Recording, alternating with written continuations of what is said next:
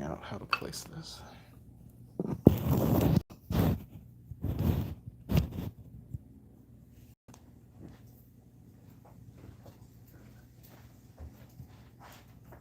Nope, not far enough. Not far enough away. Wish it was as simple as just going sideways.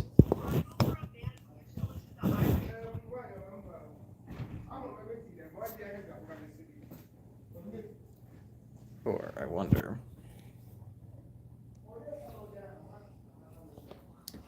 Does the back camera work any better?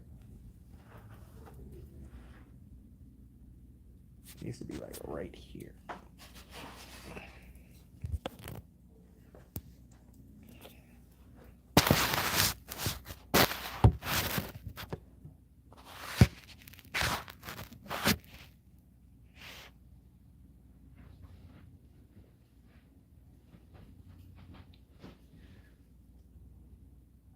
Well, we got prepped already. We're trying to prep the camera first.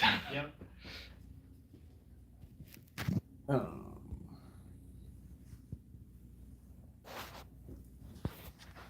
stealing your tablet. All right.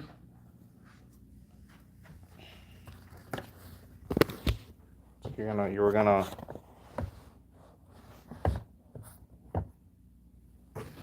Maybe.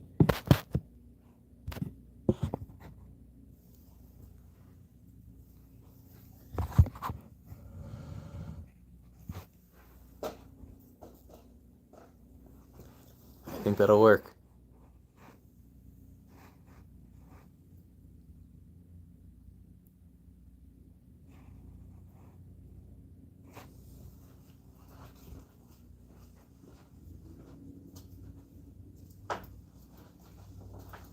But now I can't see chat. Because it's so far away. How do we normally do this? Are we just that close to the camera? Because we've never done anything wide. Right. Maybe we should do it in the living room. We do it like on the couch. We cut on the couch. Sure. Maybe. We're figuring it out. Yeah.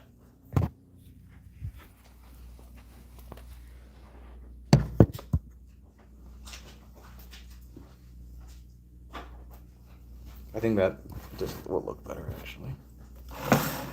Welcome to the casting couch. You can see my shrine to Star Wars actors that is slowly but surely growing. I don't have many lights. I used to have one in that corner, but then the... Does this have a bulb in it? Nope. But that does. That's fine. I think it looks fine, at least. Turn it off if need be. Oh, wait, actually, can you pull up the stream on that? On this? Yeah. Yeah. Because then we can have that as chat. That can be our chat bot. Sorry for the glory of Ultramod. You will have to wait. I'm watching somebody play through Space Marines 2. Oh, nice. Yeah, I remember you were starting to say something. Something about Space Marines. Ooh. All right, greetings all around this world. Yeah, I forgot to say that part. So smart. Thank you, Swishy Snake. Suppose I can just turn this off. Quacha. Strap bag. Yeah, also, like, you don't have to wait for eating. If you want to eat now, you can do whatever you want for your food. Alright, well, good to know. You can... I got this movie like a month ago and I still haven't opened it. I found, for those of you who don't know, this is 1982's Excalibur, which is the most faithful rendition of the Arthurian legend. Like, almost verbatim, bar for bar, of Le Mortre d'Arthur. And I have yet to watch it. I've seen it before, but I have yet to open it from this case, and I don't know why. Are we drunk? No, we are not drunk. Not yet. Not yet. Sarah said hi. Hi, Hello. Sarah. Now, what else did we miss? But otherwise, I've been playing this because Anthony lent it to me. I Yeah. hope you guys can see. This is Indiana Jones and the Great Circle. I feel like a kid who's just showing off things in it. It's like show and tell. Yeah. I know, we're doing a video at Jared's house. Yes, this is This is where I live. This is Jerry. Well, he doesn't live on this couch. No. I have fallen asleep many times, like on the weekend, on this couch, but... So we are prepping, for all of the conventions that we go to, we do these like handouts. Yep. For our improv D&D shows. So we can hand out to people when they talk to us or when we see them, and we can be like, hey, come to the show, come check it out. So we ordered like 50 full pages of these, and there's 6 of them on a page. So we're cutting them out. Jarod is good at his job and did some ahead of time, but so I offered to come over to help cut some out as well, or we can also trim some of these out a little bit more if we need to.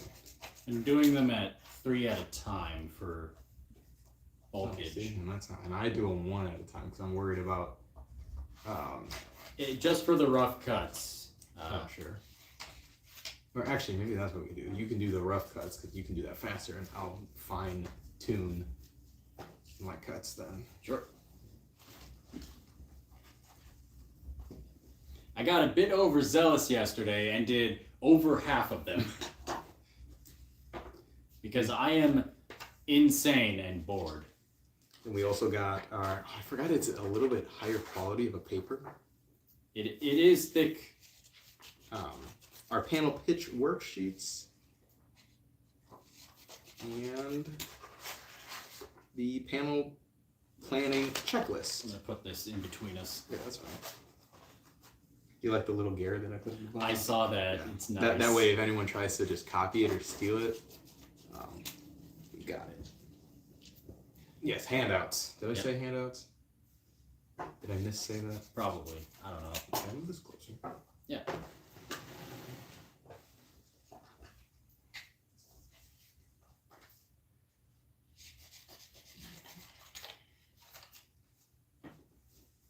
Wow. Well, Mel, what's up?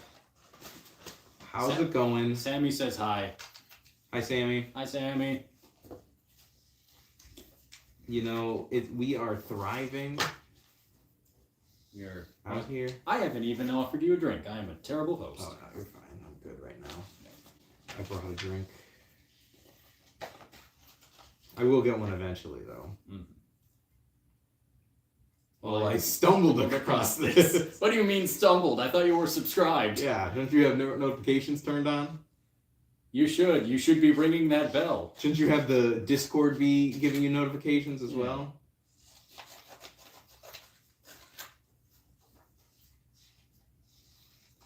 So, for those of you who probably already know, YouTube sometimes drops the ball. That makes sense. Sure.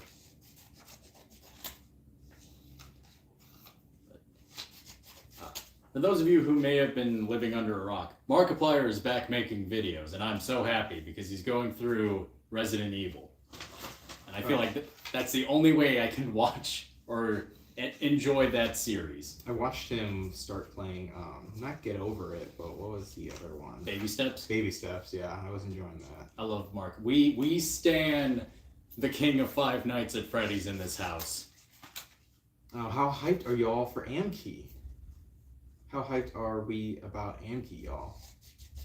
I'm excited. I'm not sure if people caught a glimpse of it in the corner of the room. The thing I've been working on for probably a month. Yeah, you've been working on it for a while. Yeah, it is done. It is, in theory, complete. I also have all of the makeup on the table as well. So I'm going to have to figure out how to do that. Yeah, I'm very excited. We've been doing a lot of planning and prepping for it, so okay, now that I'm thinking about it, actually individually cutting all of this, no, this isn't that nothing. We're just gonna go to the nice squares. I started to cut them out fully, like getting rid of the white border, and then realizing that I'd have to go through all of this, I was like, no, I lied. We ain't doing that. Maybe if we had all 5 of us. What are you cutting? We're cutting out our handouts. Yes. We have these for conventions. So every convention, you've probably seen them at ASIN, Fan Expo, wherever we go, wherever you see us. C2E2. C2E2. We usually get little handouts to hand out that say, hey, here's our shows, day, the time, the location. Of course, it's got the Quest Bros and stuff. So we had full sheets of this. They cut those sheets in half at the printer, and now we're cutting them into squares. I was starting to cut the white out around them, but we have like 300, almost 500 of these. Yep. So I'm not cutting all of these. We're just gonna cut them into the nice squares. Mm-hmm.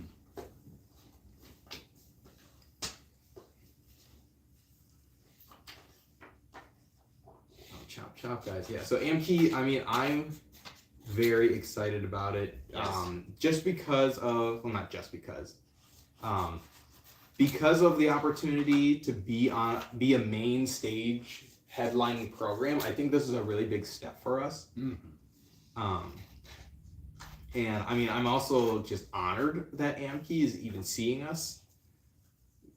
The whiteboard frames it nicely, yeah. The fact that Amkey sees us as a resource that, like, hey, you guys can do this, and they trust us is already a big honor. So I mean, I'm just really excited for that. And then also just, I'm more excited too, also just to bring Quest Bros and Improv D&D to a new audience of people that might not be aware of it, or just even to bring a new show. Not even a new show. Well, I mean, every show's a new show, but like a new experience to the people that have seen it before. We're really proud of the stuff that we've changed about it for this year. And so even if you've seen improv many times, I think especially just all of 2026, like it's going to be a new experience. Yes. Even if it's not like super, super huge, like, oh my God, they completely redid this thing. No, but there's just like little extra bits that we've added that I think are gonna, it just helps to take it to the next level. That's something I'm always wanting us to do is like, all right, how do we take this to the next level? We never want things to get stale. And if you've listened to the podcast of us, our reflection, you're aware of this. We don't want things to get stale or boring or anything. So it's like, all right, what do we do to make sure it doesn't do that? And I think this year is a really big step in that direction. I'm happy for y'all. Thank you. We're happy for us too, and we're happy that you in level 21 are going to be there as well. Yes. Riley wanted me to ask if you guys were going to swing by ASEN this year. It is. We did apply for ASEN. Mm-hmm. We have a hotel already, which is not, unfortunately, not a close hotel. But luckily, I think there is a shuttle that will go from there. It is a little down the road. Yeah. Not as bad as last year, where we had to drive like almost half an hour. Yeah. Away. And we almost got into an accident in a Tesla. Yeah. Fun times at the Uber. So we are planning to go to ASEN if they accept us. Now, if they don't accept us, I have this weird, just like gut feeling that they aren't going to. Yeah, and I hope I'm wrong. And I think it's, I don't know, when I talked to the person who was running it last year, I don't know, he didn't give me a good vibe, and I don't think it would be they like not letting us come back out of vengeance or anything like that, but So what we're saying is bully the ASEN administrators into letting us in. yeah, I mean, like really, like, But like politely. everyone's support is really like, while it's not just us being like, yeah, support us and speak up positively about us. Like, no, like we really need people to vouch for us and advocate for us if they want us to come back, because it really shows them that we do offer something of value. And then also, like, we're trying to make things bigger, and some conventions we're starting to ask for a little bit more. When we ask for a little bit more, they need to know that we can provide it for them. So, like in Milwaukee, they are providing a lot for us this year, and it's because we've been able to prove it to them. Didn't you have a good turnout at ASEN last year? It's a bit of a shame if they don't see that. I think we did have a good... We had the biggest turnout we ever had last year. Yeah. Over, I think that was over. Well, actually, the year before, 2024 might have been slightly bigger. Half a K? Yeah, but we will. were still ranging around 500 people. Mm-hmm. Yeah, Rogue Eggman was there. It was phenomenal. And the crazy thing too is like it's some of our best shows. Some of the most memorable shows too that we have is at ASEN. It's always the anime convention. It's always the anime conventions. And I know what was it? We had it was that Saturday show when we had a lot of people there beforehand. Yes. And we got to just do a little talk and Q&A with people. And it really showed like, okay, there are people out there that do follow us and are interested in what we do and aren't just like actually friends with us. Mm-hmm. Like it's people I'm like, I don't know who you are. And you're asking me questions about stuff that didn't happen in this state. And that was great to see. So it would be a shame if ASEN doesn't, if we don't get our ASEN show. Because it's honestly one of our favorite shows. Yes. But honestly, not to throw it under the bus, but I think Anime Milwaukee is probably going to be our favorite show this year. Yep. So I just really hope too that turns out well. Godzilla and Mothra covered in Waffle House maple syrup in the ruins of the The World Trade Center. World Trade Center. Yep. Good times. Mothra was an inside job. Yep. One thing I am a little disappointed that we haven't heard back from was not Anime Impulse. What was it? WeebCon. Yeah. In Texas. It's like Keep on.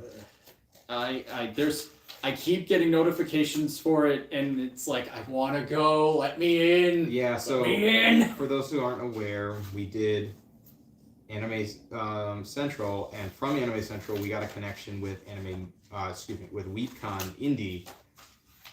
They normally do stuff in Texas, but they liked what we did, and they brought us. They didn't fly us out to Indiana, but they paid for everything. They paid for our travel, they paid for our hotel, and everything. We had a wonderful experience with them, and so we told them like, hey, when you guys have your show in Texas, let us know. We'd love to be a part of it. And they're like, yeah, we'll definitely pass that word along and like let them know that you guys are interested. And then they did. Yeah, the convention is the weekend of Easter. I feel like we should have heard back by now if there was an actual interest level in it. And it could be because they're in Texas too, so it is hard to get all the way out there. To get us out there, they could find people that are probably local, but figured might as well at least ask. But yeah, it is a little sad that we haven't gotten it.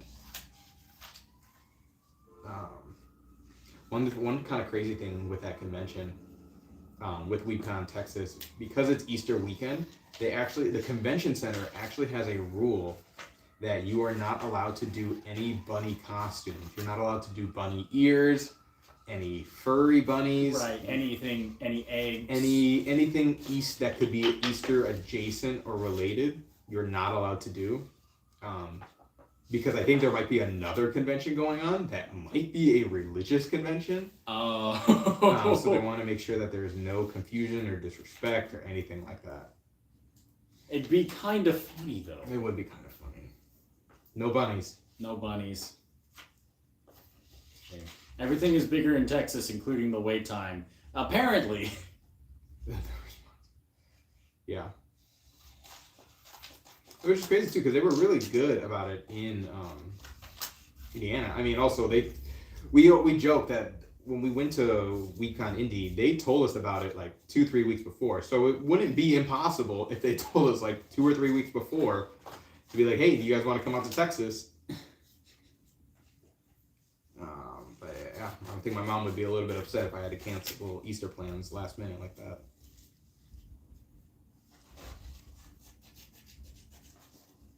I'd say we'd send for B team, but that would be probably not the best. Yeah, it's sounding like for Fan Expo Chicago will be B team. So anyone that's going to Fan Expo Chicago, you'll see not a new type of show, but you'll see a different show where I will be the DM and Jared will be the MC. Because Dan is not able to be there that weekend. He's already got a family vacation planned.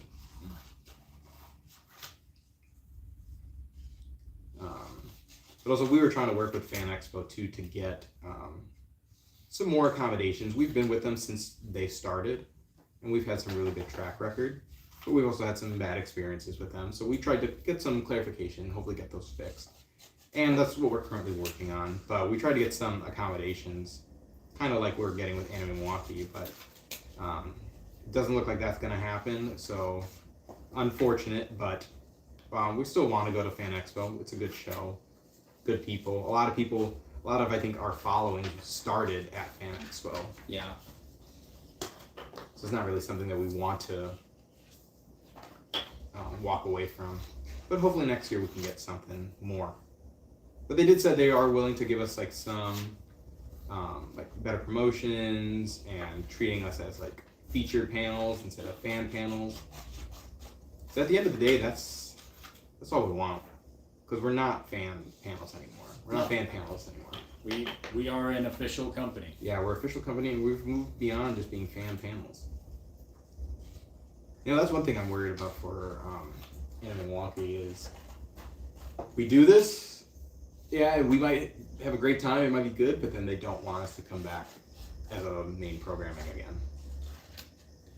I don't know if I would feel bad. I feel sad about that, or what. However, though, they did, when it was early discussions with Anime Milwaukee, they were still determining if we were going to be main stage or not. Mm-hmm. And they did tell us, like, even if you don't get main stage, we will still treat you as featured panelists. We'll promote you like everything. We'll still accommodate you as such, because we really like what you do.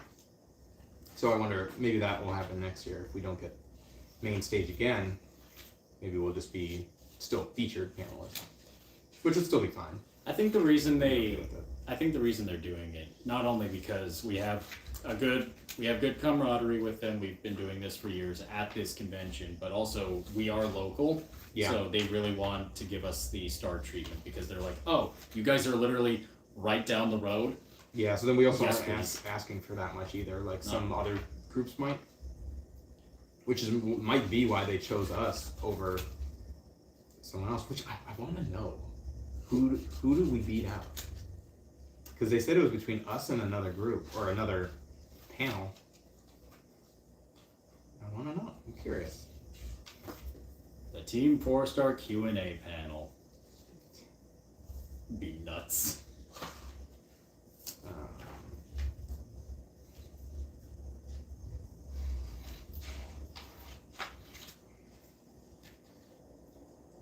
It is nice to give preference to locals sometimes. It's what makes each con different if it reflects the actual people. I declare you as an honorary Chicagoan. You know what? I'll take it. Yeah, right? I freaking love Chinatown. Chicagoan. Fun fact, the numerous times I've been to Chicago, never seen the Bean. I have yet to see the Bean. Yeah. Or fully go up the Sears Tower.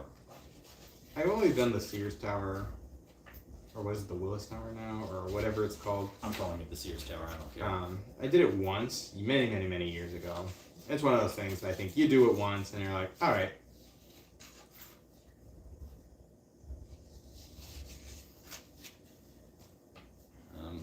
Another convention that I'm hoping for is actually New York Comic Con. Honestly, I know it's basic, but I like the Bean. It's cute. Yeah, you know what? In terms of art sculptures, the only thing that Milwaukee has going for it outside of the art museum itself is the bronze fawns, and I think that's about it. I think that's all we got in terms of like cultural heritage sites that are art pieces. I guess. Yeah. Hearing back from New York. Well, they did technically email us back. Yes, and it was basically Apply like everybody else. I don't think they'll see us as featured panelists yet. no.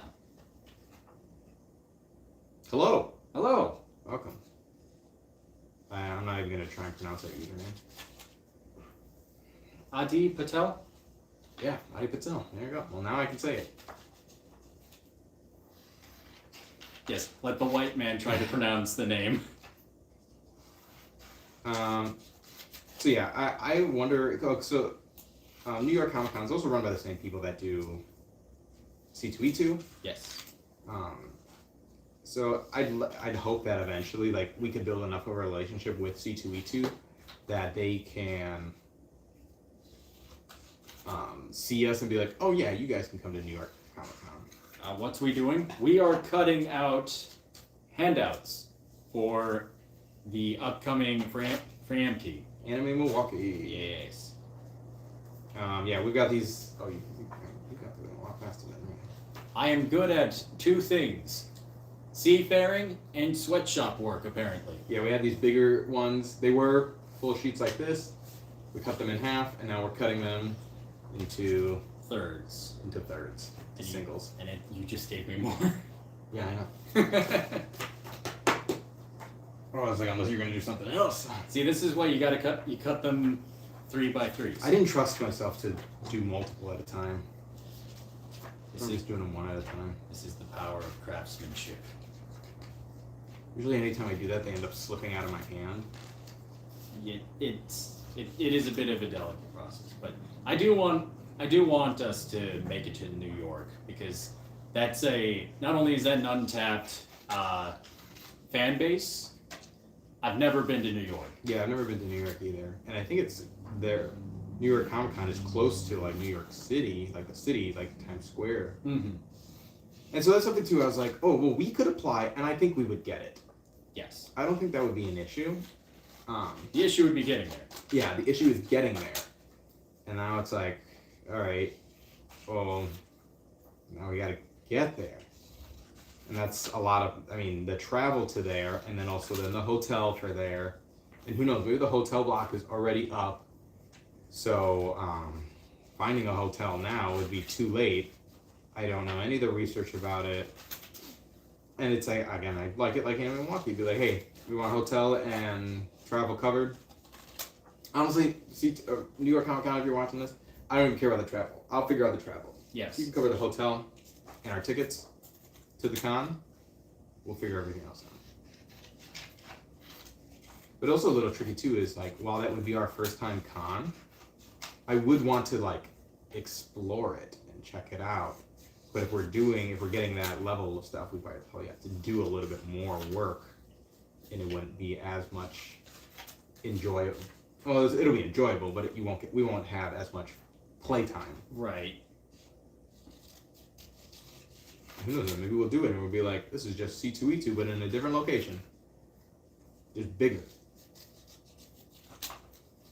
Big 2E2. Yeah, big 2E2.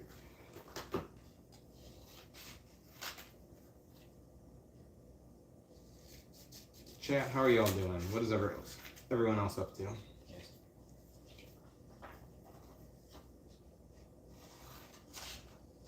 Is anyone here going to Anime Milwaukee? If so, what are you looking forward to? I think I know what Michael is looking forward to. What is he looking forward to? Potentially meeting all of the voice actors from Free Rend. Yeah.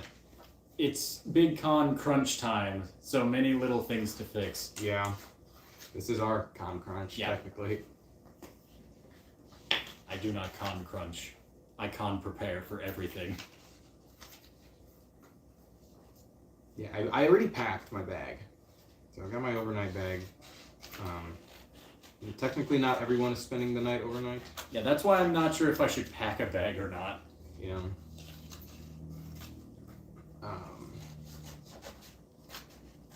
But yeah, I did that yesterday. I worked from home yesterday, so I was like, well, while I'm here, and while I'm waiting for things to either export or send or whatever, I'm gonna start packing.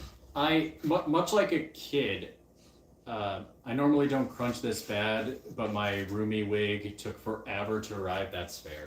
I need to adjust my Okaroon wig because it's still in the bag. Oh, yeah. It'll be some little things.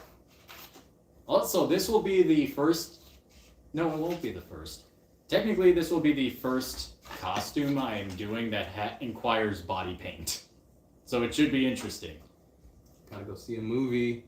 Enjoy your movie, Eggman. Yeah. Oh, what movie are you seeing before you go?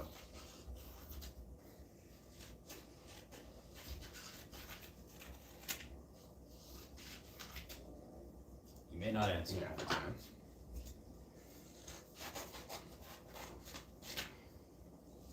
You can tell us in the Discord. Which, by the way, if you guys aren't a part of the Discord, Yes, please. it's join. It's free. Yep. In the it should be actually all the stuff in the description of this should be in the description for this, whether it is our social media, our Discord, any of that. If you go to our link tree, which I think is on the channel page, if you look in there, there's a new donate button. So if you would like to donate to Quest Bros, Yes, if you can't afford to give us monthly monies, you can give us a one-time fee. yep. Or if you would like to give us monthly, you can still do that on the Discord in the PayPal. Yep. But you should really just do that on Patreon instead, because then you get free stuff from it. Yeah. But at least on the Patreon, there's only a $3 limit per month. But if you're like, hey, I just want to give these dudes $50, We will graciously we will accept. happily take that. Yes. These printing things weren't free. No. In fact, I have the receipt. I can tell you how much it I costs. think it was like $63. $67. Oh, $67. We were $2 off from the fun number. So yeah, all of this comes out of our pocket, and we do this. We do it for the love of the craft, for the love of the game. For the love of the game. It's cool they give us a box this time. Yes. Usually they give Almost us nice. almost nice. We were $2 away from greatness. I should have checked. I always forget that the paper is different. I don't know how I like this. Will pens write on this fine? Got a pen right here. No, I'll write on the scraps. So I'll have to use one of these here. It's...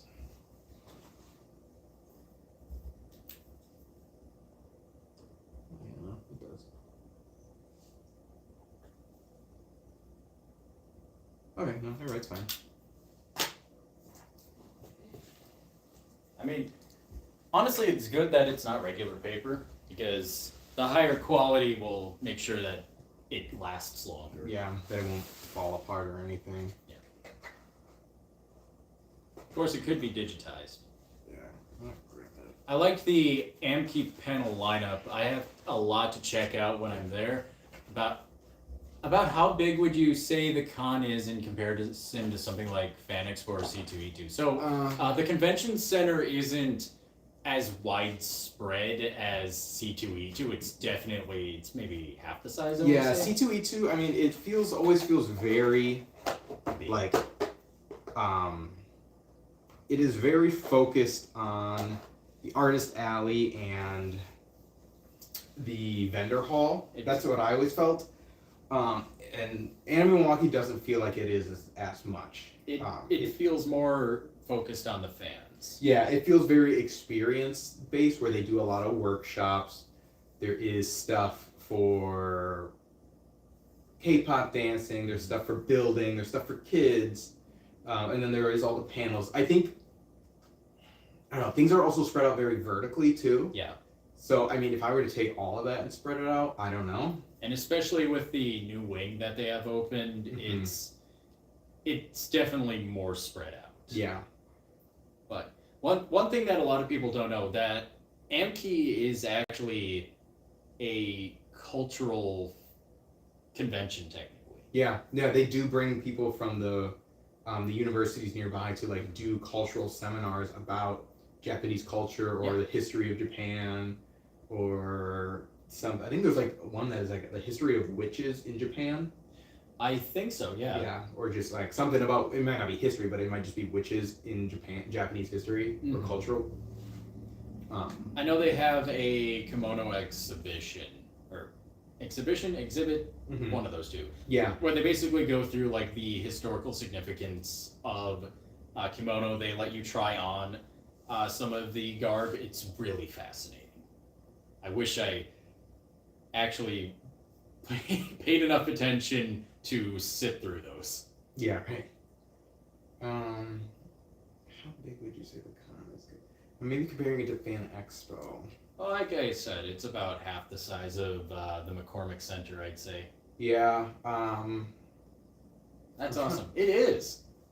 I don't know. I feel like it does not feel like it's, at least the vendor hall that's always the big thing to compare. Is I don't think it's as big as Fan Expo or C2E2. Okay. However, I could be wrong. This year could be a bigger year for them because they now have more space to use, and they are utilizing a new part of the convention center.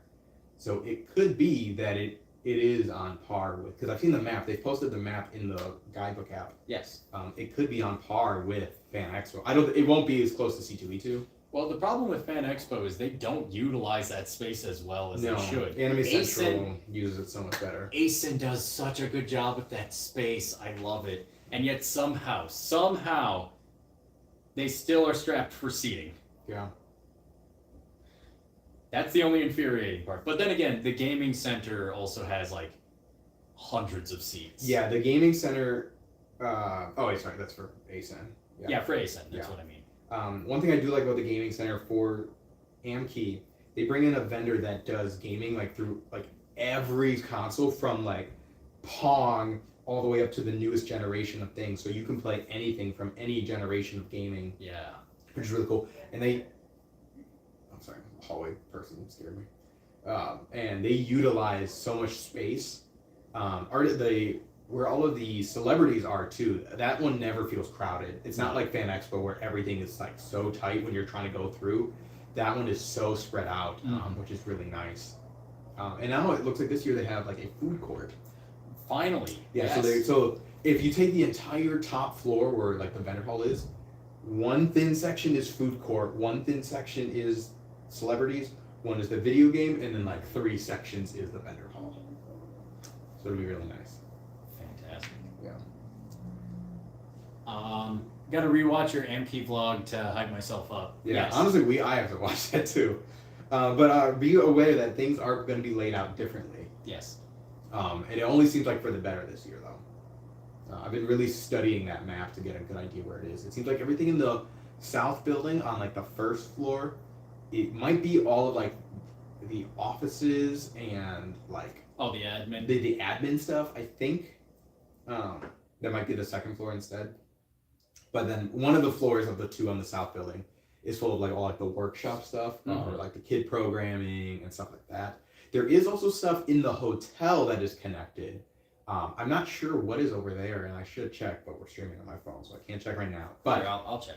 there is things over there. It's through the app. The guidebook app, yeah.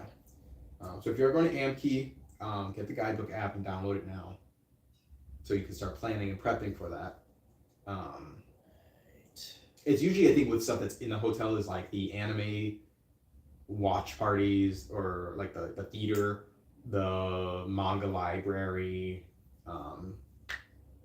maybe the board games I think are over there. Yeah, it's the 4th and 5th floor. So we've got the right ballroom has RPG.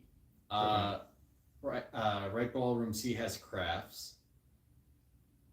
We got press office. Okay. Communications office. It doesn't say what half of these are.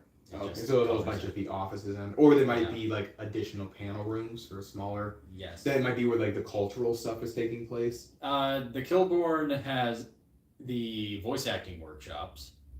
Okay, is that in the hotel? Yes. Okay. Then convention support is also on that floor. Yeah. Otherwise, they have the Crystal Ballroom and the Regency Ballroom. Yes. So the ballroom, they have a formal ball on Saturday, but I think you have to pay to go to it. Yes. But I think usually Club Amkey or the Nocturne Underground or whatever they call it also takes place in the ballroom on whichever other day in the hotel. But maybe it's big enough that maybe it is. Actually, I think one of them is in the main stage area. It might be the club. I don't remember which one. I think there is the Nocturne Underground and the Club Amkey. Those are 2 different things. I don't remember which is which, but one I think is like available for everyone. And then there's another one that I think Club Amkey is like the bar. You have to be 21 or 18 to get in there, and I think that is in the hotel because it's usually a smaller crowd that's there. I'm also fascinated with how they're setting up Artist Alley because it looks like they have the sections set up as U's with a gap in the center. So I wonder if it's going to be sort of an outward thing where people in the center can walk through, or if it's and by the people, I mean the vendors themselves, or if Mhm. it's if you yourself can walk through, it'll be interesting. I don't think I've ever seen that before. Yeah, it'll be interesting to see. What's also interesting is the entire exhibit hall E, which is where all the vendor halls and artist alley is. That is where the entirety of Anime 414 took place. Yeah. So that entire space will Okay. just be vendor hall. For Anime 414 though, it was the vendor hall, the food, the artist alley, the autographs, the main stage, the gaming area. So where they were able to put one entire convention, they're putting just vendors. They're putting the exhibit hall, the autograph hall, video gaming, tabletop, and food hall. Oh, okay. So yeah, the food hall is really nice. The food hall looks definitely. Hopefully there'll be larger. lots of space to sit. Yes, finally. No, what are we talking about? This is a convention. There's Mhm. always going to be someone will- goblin squatting next to the only 5 outlets in an entire Yeah. 5-mile radius. I will never forget. I think it was 2, maybe 3 years ago, Anime Milwaukee, when the seating wasn't planned or thought out as well, and they've totally fixed it now, and Yes. they've been aware of it. But there were so many people just having to sit on the ground because I think where they did have seating, you weren't allowed to sit if you had food because it was the board game area or something like that. Which again, they fixed it. And also all of the food was like kind of like in the hallways. Now it's not. So I think it's just going to feel so much more spacious because everything is just going to be spaced out so well. Because you have two basically convention centers that you're taking advantage of. And now what? We got one more day of work. I took off all day Thursday. I was like, You'll have one more day of work. Yeah. I've got 2 more days of hell. I felt like I was gonna be so anxious about it that I was like, I'm gonna want to make sure I have all the time to prep, load the car, get everything ready. We gotta go grocery shopping on Thursday. I've been uploading PSIs the past couple of weeks, and unfortunately, 2 of them have been this thick, and that's just the police reports. Yeah. I could kill a man with the amount of police reports I have uploaded. And it is me. I am the man that is dying. But anyways. Alright, should we turn this into a mukbang? Mukbang? A mukbang. Is that a? I don't know how it's pronounced. Yeah, sure.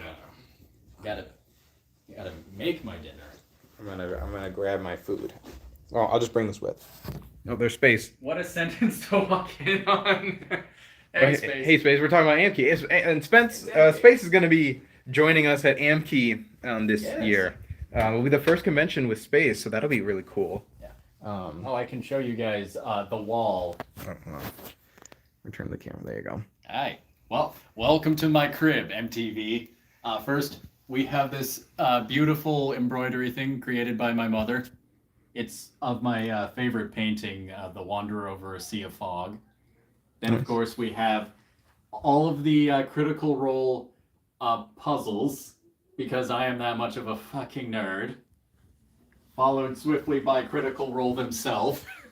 Yeah, when we met them, got our photos with them from C2E2. Yep. And then, of course, the thing that has been the bane and boon of my existence for the past month, the Okaroon coat, and also the Okaroon pants, which has been mostly a bane of my existence because it was my first time making pants. Yeah. Anyway, then we have the great-grandfather. Oh, we are doing a full house tour, all right? Might as well, at least this section. Yeah. Yeah. But then we also have the great-grandfather clock. The reason I call it that is because it was literally made by my great-grandfather. He made it? Yeah. Oh, I thought he just owned it. I didn't realize he made it. No, he made the whole thing. Damn, Like, that's he really was- cool. He was a carpenter for many years, well accomplished. He did have to hire German engineers for the actual clockwork. Yeah, for sure. Then we have Captain Rex. He's just there. Also, I have so much Gunpla just littered around everywhere. Mhm. I'm not even joking. I have this. There's one up there next to Ahsoka. And then just the entire... Yep. It's fine. We have more Yep. celebrity photos. More celebrity photos. That's the Shrine of Star Wars. Followed meet by her twice? Is that the same person? No, that's a different person. She No. just looks very similar to me. do all white women look the same to you, Anthony? Apparently. Then more signed stuff. My pins, which I actually had to move this from there because I was running out of room, just so I could get more pins. And then more Gunpla. Yes. I have too much Gunpla, but not enough. I even have the Star Wars Gunpla, which are really cool. They are pretty sick. I've also just been slowly but surely adjusting the poses of them, so if anybody keeps coming in and out of there, they'll just be freaked out because all guns will be trained at the door. Sure. And then, of course, the banner that I have strapped to the back of my bed, and that's how it's basically hanging there. And then another puzzle. I honestly like this artist because it's all high fantasy knight stuff that he does, and I want to find more puzzle stuff of him. Mel said, I like the random Yoshi. Yeah, I got that from a grab bag, and I was like, I'm gonna just keep the Yoshi there. Then more signed stuff going up into where the bedroom is, and then the wall of eagle stuff. No one cares about that. Also, you can see the moon. The moon. That's funny. Right now, Kelly just sent me a text saying the moon looks really big and cool because you could see the clouds behind it. Hell yeah. So yeah, that's the moon right there. The moon. A lovely nerd den. She also says your family members are very talented. Yes. I am the byproduct of a lot of carpenters, masons, and soldiers. So There you go. yes, this is the room tour. All right, now we're gonna figure out food. Yes. Well, I have leftovers. Yeah, and I have leftovers as well. Oh, and we can also show, we did this as a prank for Anthony when he went to Italy. These are originally his. I made Keanu Reeves as Jesus Christ, and then Obi-Wan Kenobi as an actual wartime general. General Kenobi. General Kenobi. Oh, Matt says lunar eclipse tonight around midnight. Yep. So we all gotta stay up. The moon is haunting me. Moon haunts you. The moon haunts you. All right, Space, you're in the chat now. I want to know, is this your first AM key? Sorry, I'm cleaning the lens. Is this your first AM key? And if so, what are you excited about? Actually, let me put this more in the corner while we prep food. Oh. It is his first AM key, he says, yeah. I made a big-ass brownie. Damn, that was good. Yeah. If you would like, you can have a piece. It does have peanut butter chips. I will have a piece. I will take you up on that. It's dense as all get out. I had food from, so I came right from work just to come over here because my work is down the road from here. So I was like, well, I need to eat. So I had my leftover lunch. I had 2 burritos and I only ate 1. So I'm going to eat my second burrito. So just so people are aware, this is not a normal occurrence. I don't just show up at Jared's house every now and then and just... No, it's actually the reverse. I just show up at his house in random intervals. Yeah. I don't know what I was doing.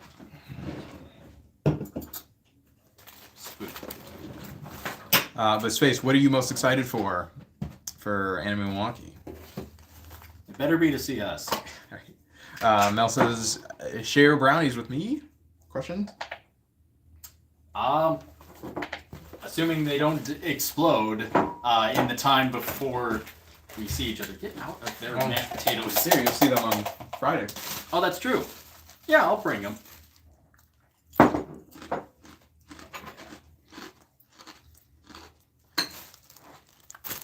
I change the title of this before we're done editing? Explode? LOL. All our food keeps blowing up. I don't know, just vibing, walking, and yeah, meeting up with you guys. Oh yeah. Also, Space, I'll message you about like picking you up and all that. You guys are right behind my sink, by the by. Because it'll be early, so hopefully that's okay. I'm having stew, for those wondering. Is it mashed potatoes? And yeah, it's mashed potatoes, and this recipe is called Thief soup stew. It's from a guy on Instagram called Quincy's Tavern. That I I've got seen this him. from. Yeah. I altered it a little because it's just very bare bones with what it has. It's just mushrooms, onions, and then the beef itself. Mm-hmm. So I decided to add actual veggies into it. Makes sense. Might as well. Yeah. Now, usually I have it where I just get the small potatoes and just quarter them and then throw that in the pot instead of doing what you're supposed to do and have it on a bed of mashed potatoes. Like you have now. As I do now. I almost put the spoon in the microwave. That would have been disastrous. We're distracting him. I'm eating a bag of goldfish mixed with barbecue Ritz crackers. But my main meal is a burrito that I made. It's a Korean burrito. Ooh. So I made bulgogi, beef bulgogi, ground beef, with like bulgogi seasoning. So it's like garlic, ginger, soy sauce, gochujang, and sesame oil. And then bok choy as like my lettuce. And then rice and kimchi, all in here. So it would be like a bowl, but I put it in a burrito. How is that? It's very good. It's the kimchi that really sells it. Oh, yeah. Jared denying us our light show by not putting the spoon. Oh. Well, here's your light show. I forgot that I had these extra lights. That'll probably get out of there. Is that mashed potatoes? Yeah, it's more mashed potatoes. Oh, okay. This is also meal prep for tomorrow. Although technically, yeah, no, I'm just gonna do this. Yeah, for those of you who don't know, back when I used to live with Anthony, also for those of you who don't know, I used to live with Yeah, Anthony. we used to live together. So this is very just natural for us. Yes. Whenever we had a meal that involved mashed potatoes, naturally he made the Irishman make the mashed potatoes. Yeah. But they were killer mashed potatoes. This one? What are you talking about? What one? I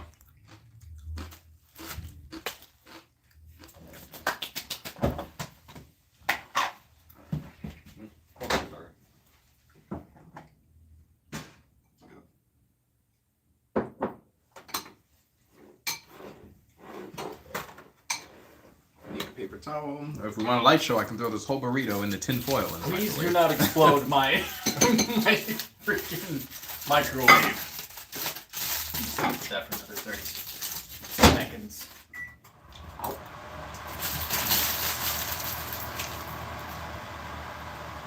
Oh yeah. I don't know what she's talking about. Maybe the mashed potatoes. Was it the mashed potatoes? Was it the burrito? Was it the bowl? How far behind is she on the stream? I don't know. The world may never know.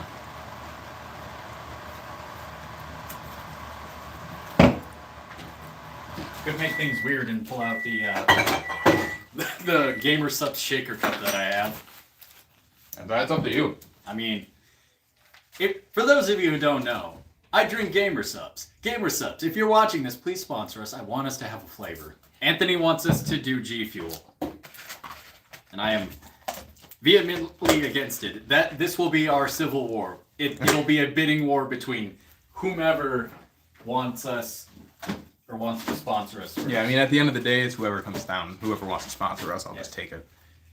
She said, ooh, yes to the explosion. Oh. How about Uno? I also have little rolls. Yes. If you're wondering what flavor I'm trying now, it's Vienna's Cloud and Proud. It is rhubarb and apple, and it is very good. I have an apple. I too have an apple.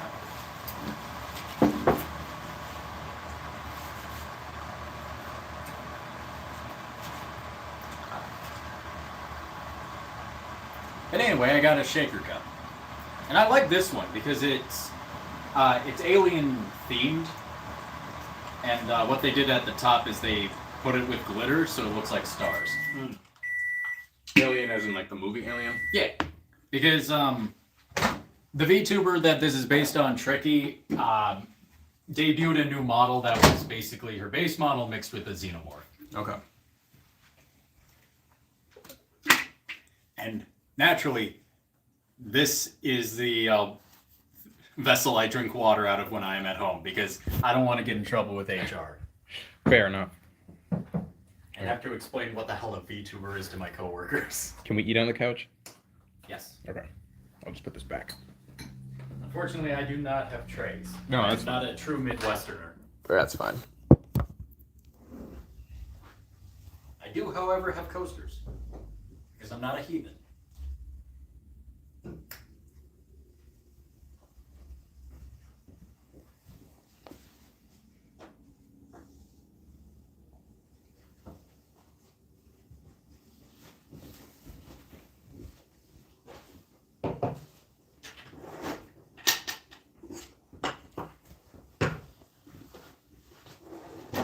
I got my Munchlax lunchbox.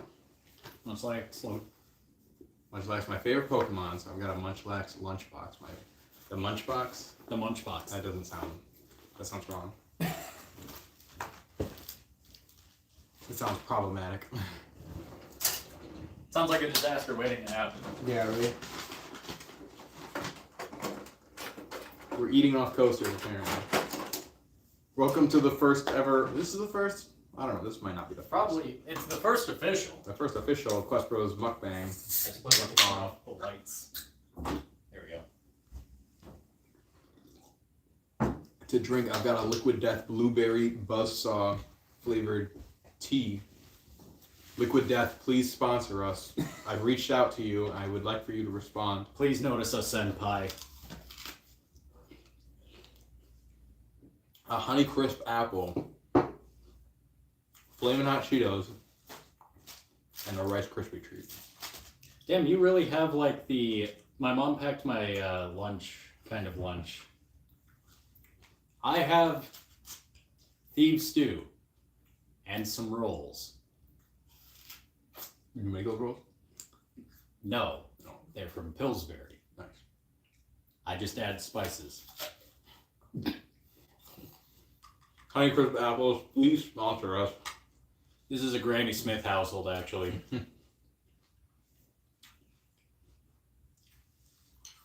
That was a good apple.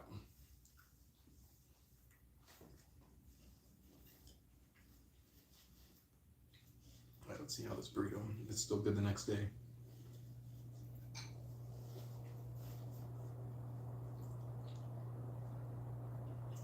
Oh yeah.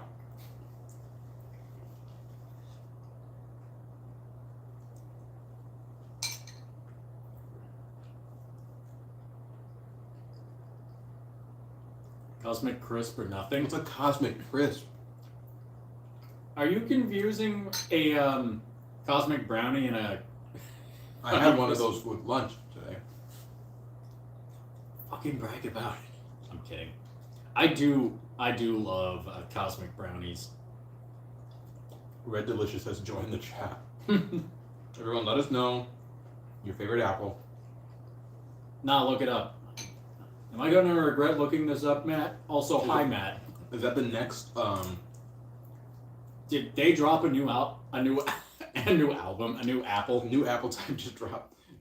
No, is that the next monthly dice giveaway question? Is what is your favorite apple?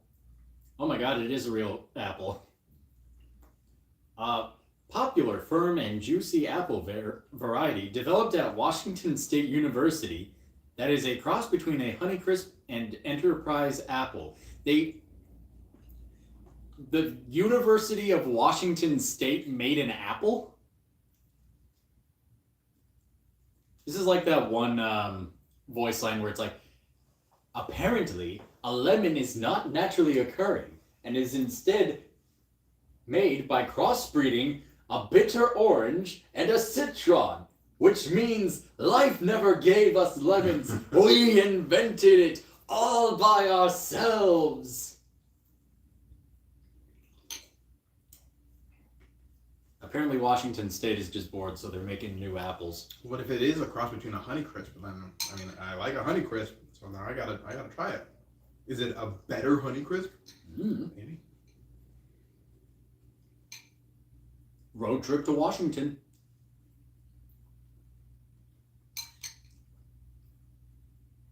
Or maybe just the Woodman's has it. Yeah, but that's less fun. Yeah. What's everyone else eating for dinner? Yes. Or if you've already eaten dinner, what have you had for dinner? Or what was the last thing you eat if you haven't eaten today? Also, make sure you're staying hydrated. Drink some water. Mm-hmm. That's what I'm doing.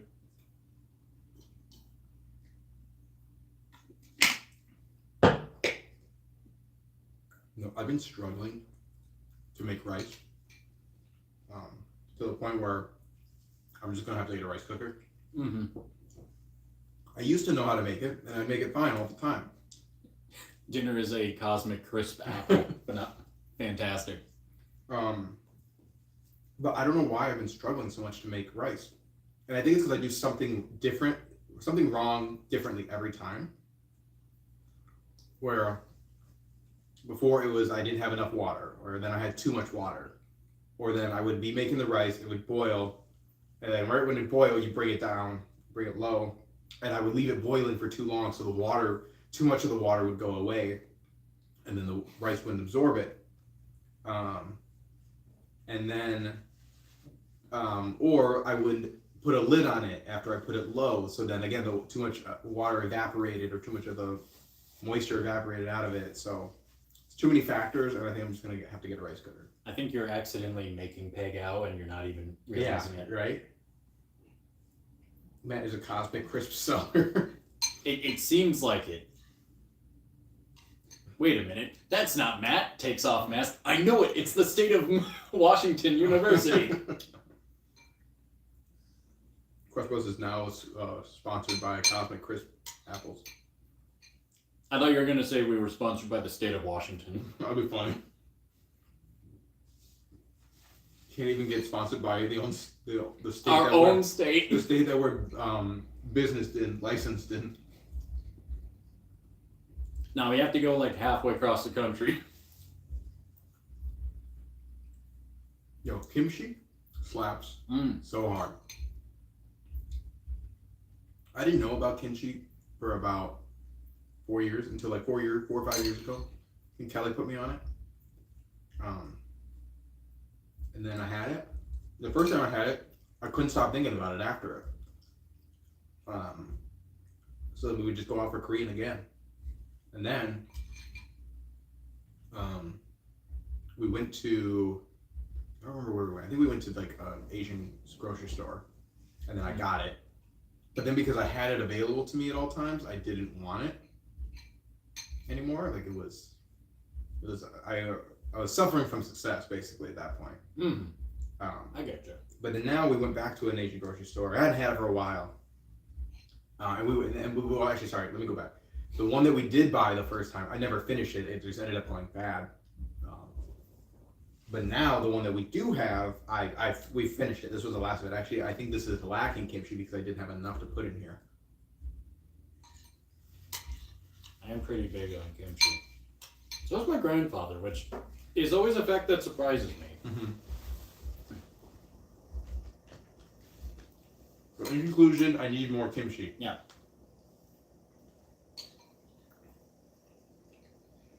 One thing my dad and I used to do is we would eat pepperoncinis just out of the jar, like pickled pepperoncinis, and that would be a snack for us. Is that the ones that comes with the Papa John pizzas? Yes. Okay.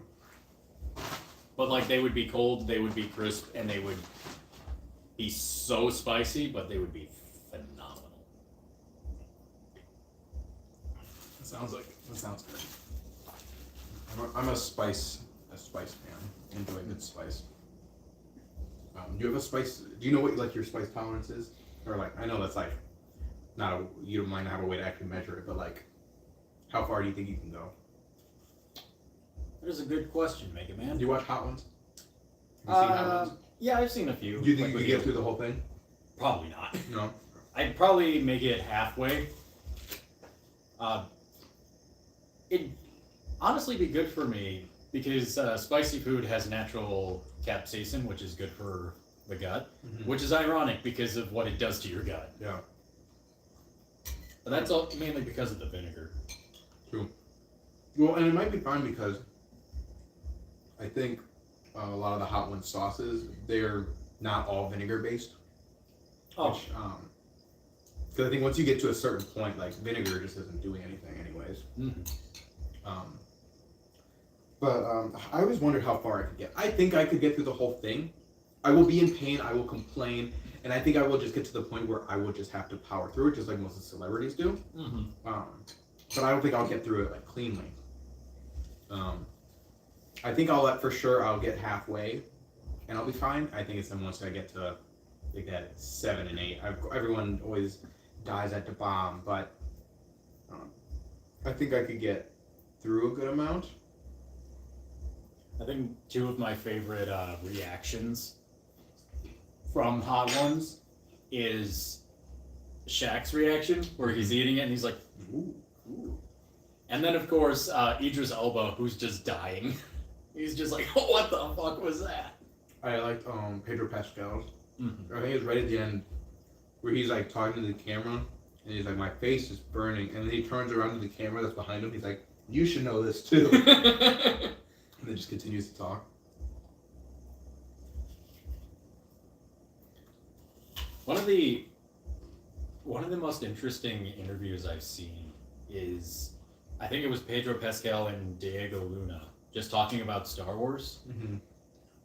I'm like, this is so fascinating because you guys are basically the faces of Star Wars now. Yeah, really. Which is ironic because one of them hardly shows their face.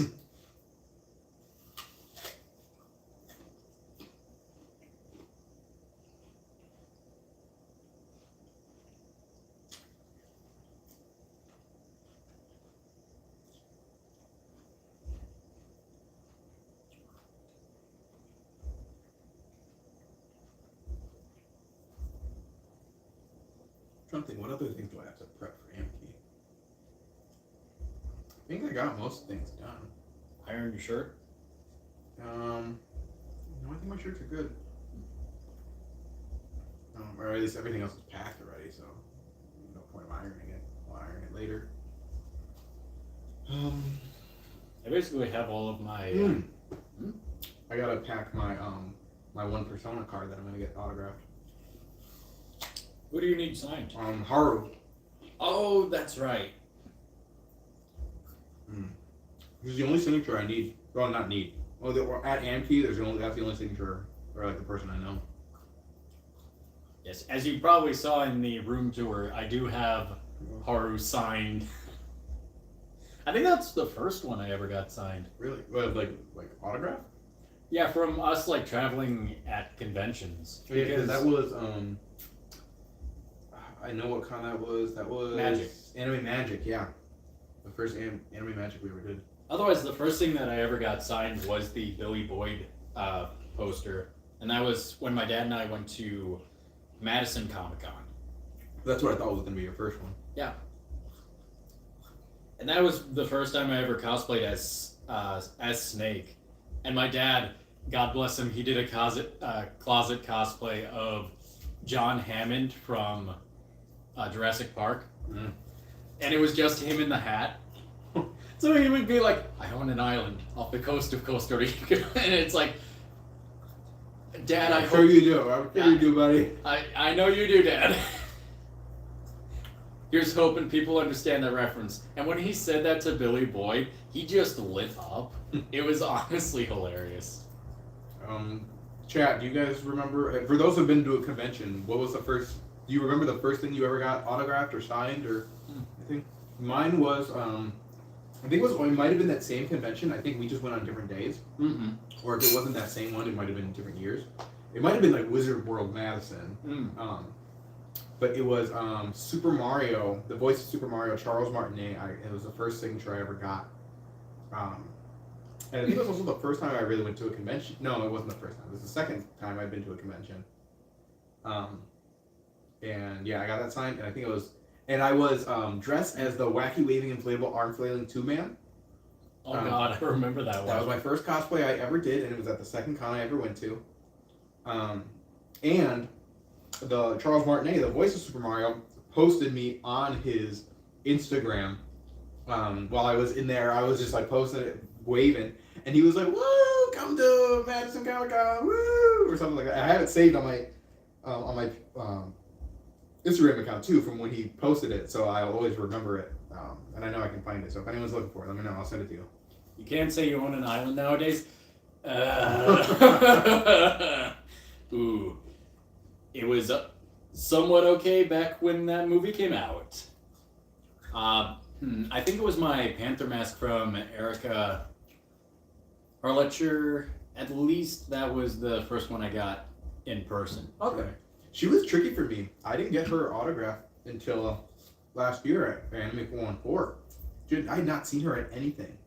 I really want Xander Morbius, voice of Joker. Mobius? Something like that. The voice of Joker. He was supposed to go to a convention that we were supposed to go to one year, and then he had to cancel. And I really like his autograph, because also he's the voice announcer for Smash.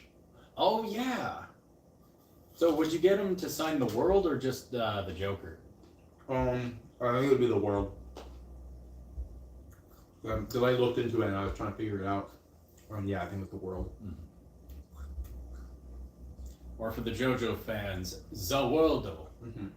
Because I also have the playing card set from Royal when they play Tycoon. I have like that exact set made.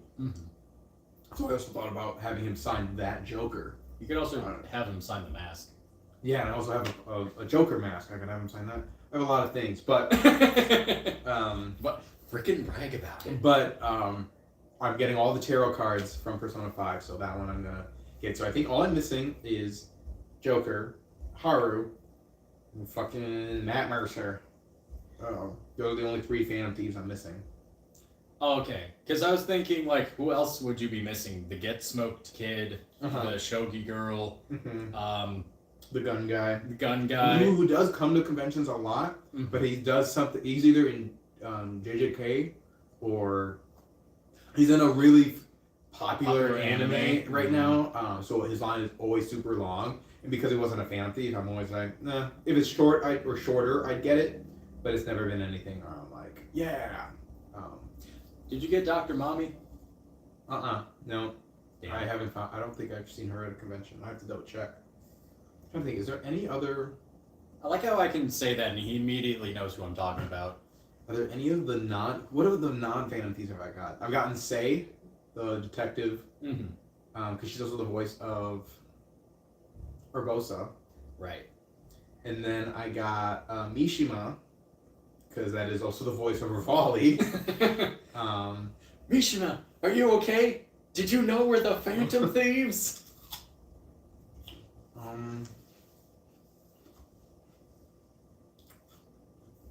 Can't think of who else. Trying to think of all the relationships. Boss. Oh yeah. Oh, I did get him. Yep. That's my most recent one. Is boss. I can't think of the character's name. Well, who is Mommy in that game? All roads lead to best character. What is best character for you? Because I'm talking about the Goth Doctor. Oh, so you say Dr. Mommy. Yeah.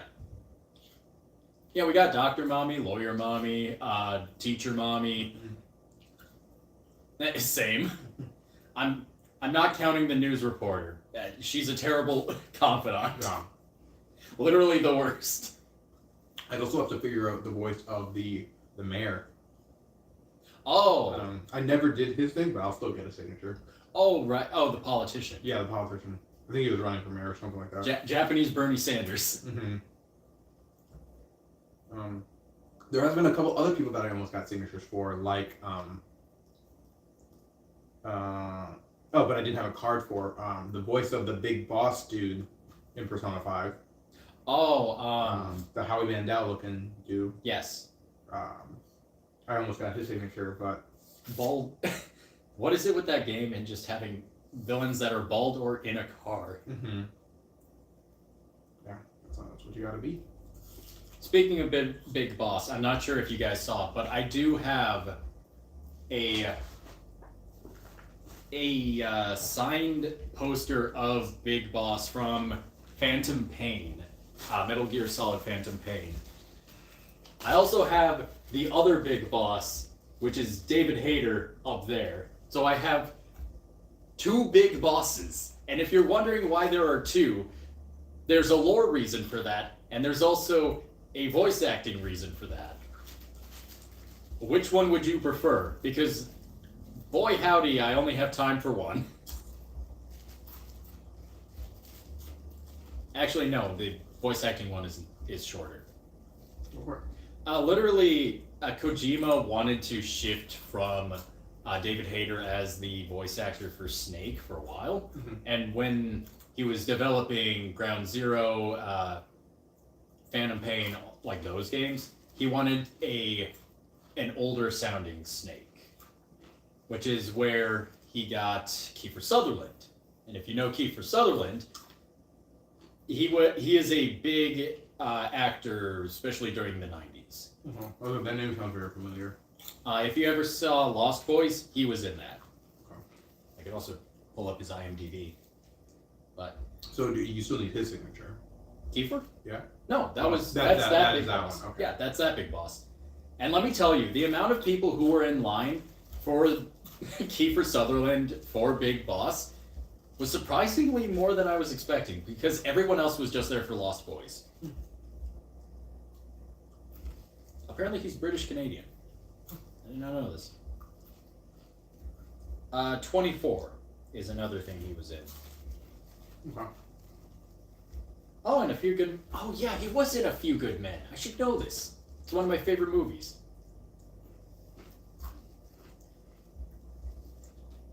Mirrors the Three Musketeers. For people that go to conventions and get autographs, what is a signature that you've been looking for, or like someone that you've been wanting that either they haven't been there, they're too expensive, lines are too long? What's your white whale of autographs?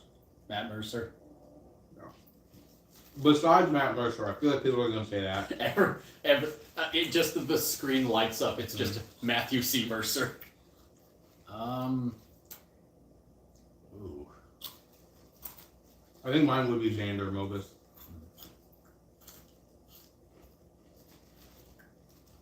God, I'm trying to think. I think too is I know I could get they do charity auction things where it's almost live things like this where they're like, oh hey, we're gonna be signing things live and you can order them. But I like to have that little experience with them. And that's been times too where it's I'll be in line and my fiance will be like, oh, I can go take this and get it signed if you want. And I was like, no, that's fine. And I might not get it. Sometimes I get it personalized, sometimes I don't. I was like, no, I want to just be able to say thank you, shake their hand, say hi, and meet them at least. Because that's part of the man. That's part of what I'm paying for too. I just thought of two. And it's purely because, not because of their voice acting careers. They are voice actors and they're very well accomplished. But purely because I watch them play D&D. It's Mark Allen Jr., who voices Ukio from Dr. Stone, if you remember that, if you know that show, and you know that character. And then Edward Bosco.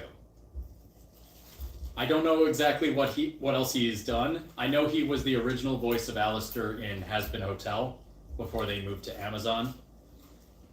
I really want Paul Castro Jr. Don't think his line would be ridiculous or expensive, but he hasn't gone to any around here since I've gone to cons. That's fascinating. I'm not sure what I have to look him up. If I'm thinking just voice actors, because I think there's a lot of film celebrities that I'd love to meet, get an autograph for, whether it's Star Wars, Harry Potter, Lord of the Rings, whatever, any of those type of things. But if I'm thinking just voice actors,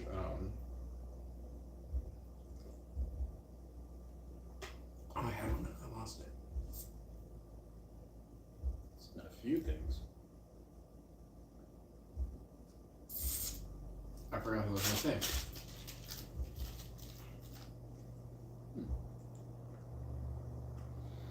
It'll come to you. Yeah. Because who were you talking about before? Edward Bosco, Before that. Mark Allen Jr. Before Uh, Big Boss. I'm trying to think of like. Oh, I got it now. All right, we got it. All right. Haley Joel Osment, the voice of Sora. Oh. Well, he is like an actual like on-camera movie celebrity. He has done the voice acting for that, so I would love to get his autograph for anything Kingdom Hearts. Because I think of like all my fandoms, I've gotten an autograph from someone in some way, shape, or form, or something, even if it's a photo.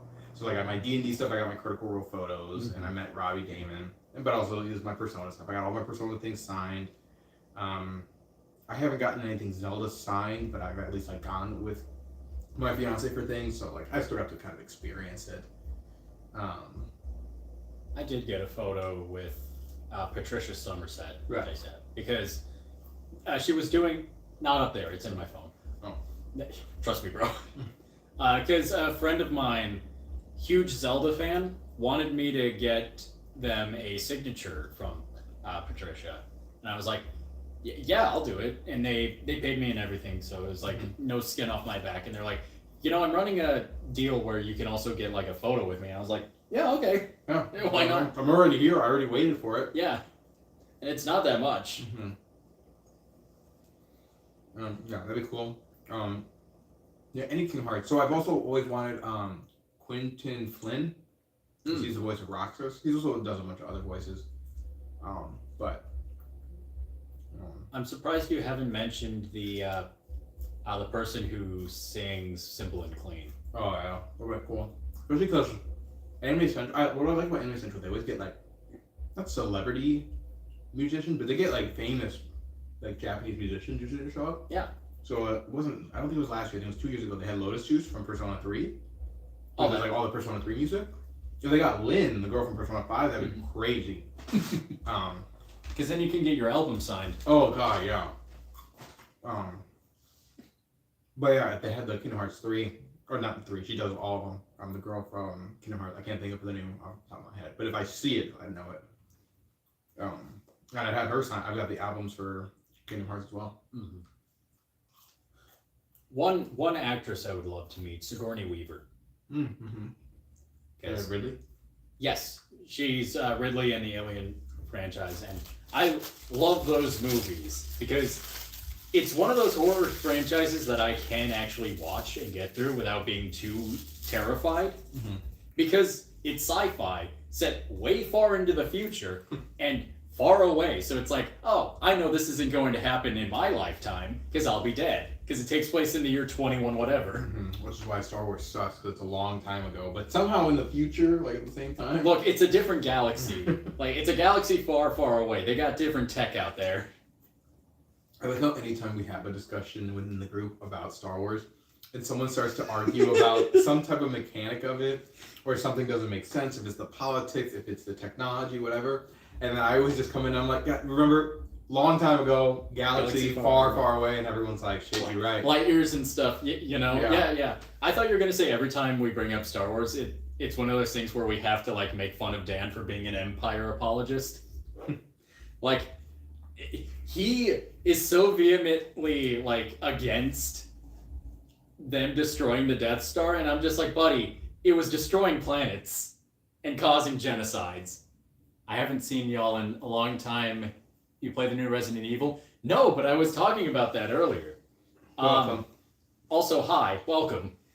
We don't usually play horror games. No, I don't do the horror games. Right now, I'm playing through High on Life 2. I'm enjoying it. Sorry, y'all are getting some free feet. I'm just realizing. Luckily, I got socks on. Yeah. Got the grippers out. Yeah. High on Life 2, I enjoy. It's just more High on Life. It's funny. It's silly. It's stupid. Anytime you go fishing, it's the most ridiculous thing because the fishing rod. Let's just say he really enjoys it when you use him to go fishing. Oh no! Fishing rod talks. That's how I'll keep it. I've been playing Indiana Jones and the Great Circle. for 2 reasons. Actually, 3 reasons. 1, Anthony let me borrow it. 2, I grew up on the Indiana Jones movies, so playing this game feels like I'm actually in one of the movies. And 3, I really wanted to punch some fascists. Yeah. And that's it. Right. That's the only 3 reasons. Yeah, I didn't finish Indiana Jones when I had it. It's actually my dad. My dad borrowed it to me. He finished it, and then I borrowed it to Jared because I was like, it's not really a game you can replay. Right. It is pretty linear. Each section has a lot to explore, but like the story is the story, and there's nothing that's like, whoa. There are times because it has puzzle elements, which makes sense because it's Indiana Jones. Yeah. The puzzles weren't the problem or the parts that I got stuck on the most. What got me stuck the most was just getting lost everywhere. Yeah, it's a lot of back and forth. So I only finished the first world. The Vatican. The Vatican, and then I think other things came out. I honestly, it is either Pokemon Legends ZA came out, and I just finished that recently, or there's another game I feel like I just recently played.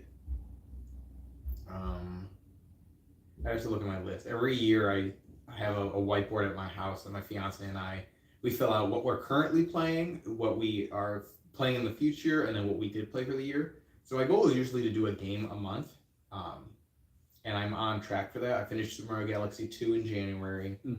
I finished Pokemon Legends ZA in February, and I'm sure I'll finish High on Life in March. Oh, I started playing Expedition 33. Oh, yes.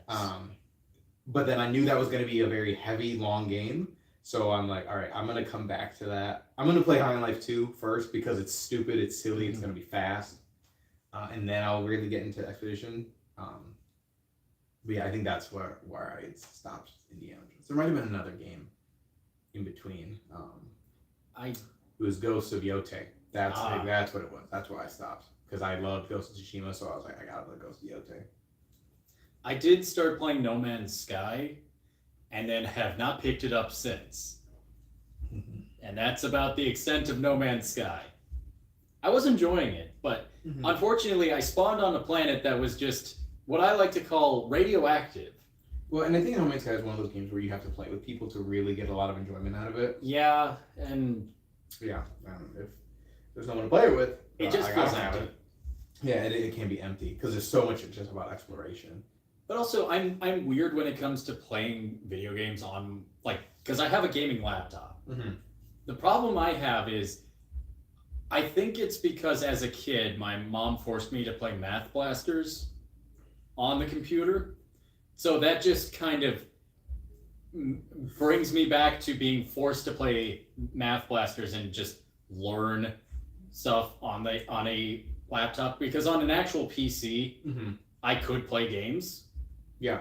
But not anymore. Not on a PC. I don't know. It's weird. Yeah, no, I have a ton of games on Steam that I just don't play. I haven't even beat Honey Pop. Because it's on my laptop. And the thing is, like, I want big screen. When I'm home, I want big screen. So I want to use the console. Where's Matt? Not here. Not here. Matt, are you still in the chat? Sound off. Can you hear me? I remember Jarod was into MG. I almost read that as MSG. MGS. Did you play Delta? I did play Delta. I beat the whole game in record time. I loved it, and I was like, Anthony, if you want to play it, yeah, I'll borrow that game from you.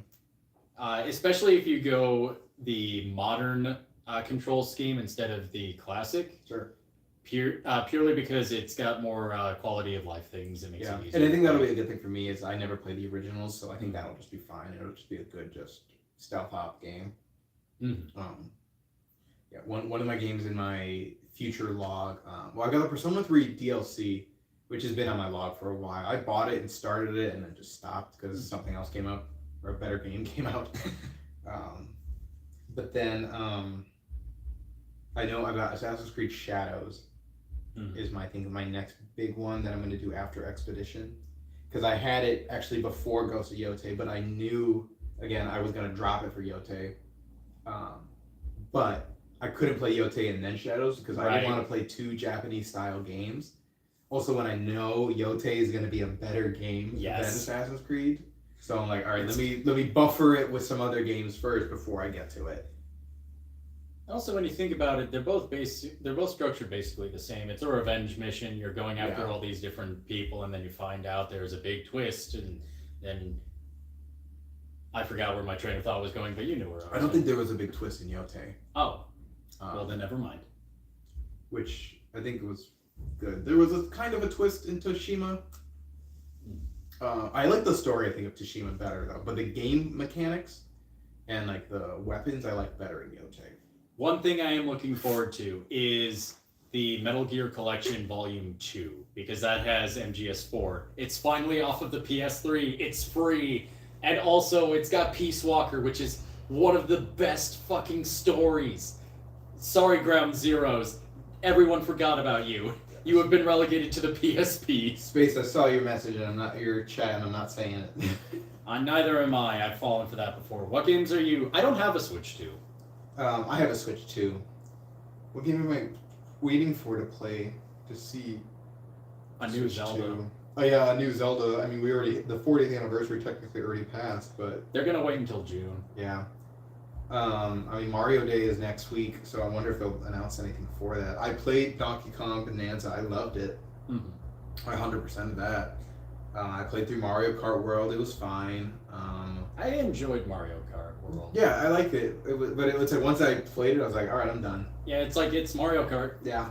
I did Pokemon ZA, Legend ZA on the Switch 2. I enjoyed that Pokemon game a lot. You played Metroid 4, right? No, I didn't.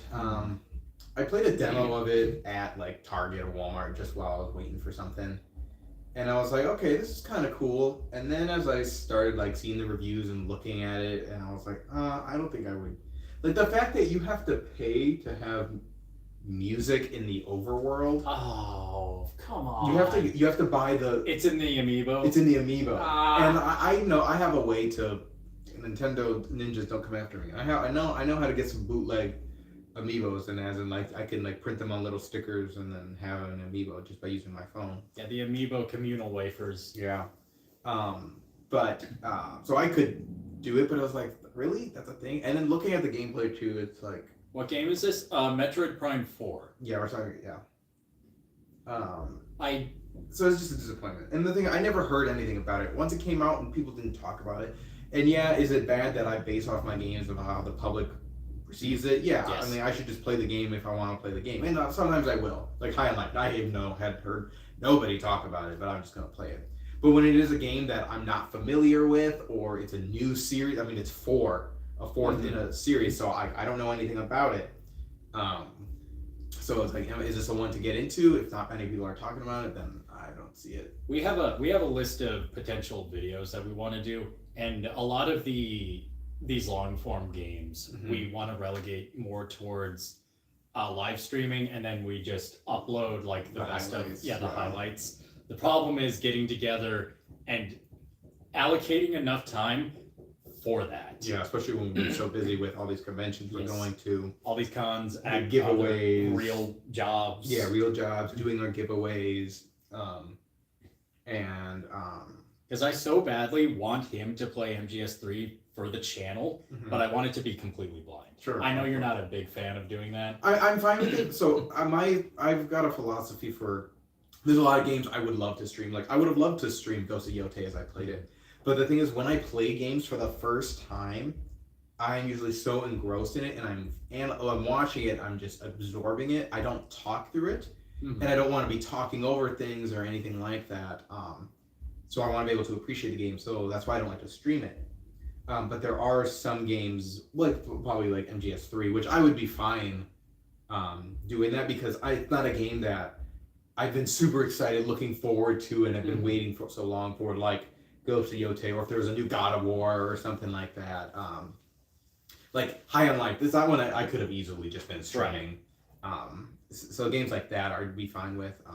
Yeah, so it's just fine, and that's just a personal thing for me for streaming games blind. Yeah. You think we get a new Smash game or a Switch 2 version of Ultimate? No. Only when we get Sakurai. Let Sakurai sleep. Yeah. Oh, that's a game that I want. It's on my list. Oh, excuse me. I think there's another game as well, but Kirby Air Riders is on my list. I would like that. I played the demo, the open beta demo for it, and I loved it. And I was a Kirby Air Rider fan, Air Ride fan from the GameCube era, so I really wanted that. There was a third game I had on my list. I had Kirby Air Ride. Oh, the Legend of Zelda Hyrule Dynasty Warriors, whatever. Oh yeah. The Age of Imprisonment. Imprisonment. That was one that I would like as well. That'd be fun to play because yeah, that one I'd be fine streaming because it's a hack and slash. Yeah. Age of Calamity was fun. I tried to play through the Wii U version of Hyrule Warriors. It's hard. It's difficult. Yeah. Yeah. It's pretty. Waluigi or no, the Age of Imprisonment. Space Force had been playing Age of Imprisonment. Nice. Yeah. So that's one that I'd like to do as well. I'm trying to think what games are coming out for the Switch 2. I don't feel like there's anything that it's like I'm looking forward to. Like I was looking forward to Donkey Kong. There's not a lot. No, We're that isn't like an indie game or anything like that. And I don't really play indie games like that. We're in a bit of a drought when it comes to like new games. I think they're waiting for like you said, Mario Day, or like for the summer to come around. Yeah, and I don't even know what type of Mario game we would get, because I feel like we got a Paper Mario recently. We already got Brothership, which was a Mario and Luigi partner time type thing. I don't think we're gonna get like an Odyssey 2, because we just got Donkey Kong Bonanza, which is already the same people that made Odyssey. We're not gonna get a Mario Kart. I don't think we're gonna get a Mario Party. I don't think we already got golf and tennis. Right. So I don't really know what we would get. Baseball. Yeah. Yeah, we already got soccer too. Oh, that just reminded me. What was it? Little League Baseball? Oh yeah, Backyard Baseball. Backyard Baseball. They brought it back. That was my childhood. Back in the day, jingle jingle. The library, our local library that we has a kids area. And they had all of these computer games. They had Freddy Fish, Putt Putt, Mr. Pajama Sam. No, I was trying to think of Magic School Bus. But they also had the Backyard Game Series. Yes. And I was terrible at backyard baseball, but I was having fun, and that was the most important part. Yeah. Yeah, I remember that. That's a memory that unlocked that I forgot about. Oh, and to respond to the Smash thing too. Yeah, I forgot to say. Yeah, I don't think we're gonna get a new Smash. If we do ever get a new Smash, I don't think it's gonna be Sakurai on it. I mean, he's done Kirby Air Ride. He said he's done. Nintendo probably still does want a new Smash, but I don't. If Sakurai doesn't want to do it, I don't think he'll do it. And if they do it, I think it's going to have to be like a complete refresh of the system. I don't think you can just keep adding more and more people to it. Right. But I don't know. Switch 2 has been a little disappointing in my opinion. I hope they drop some big games. I agree. Yeah, it's been a lot of ports.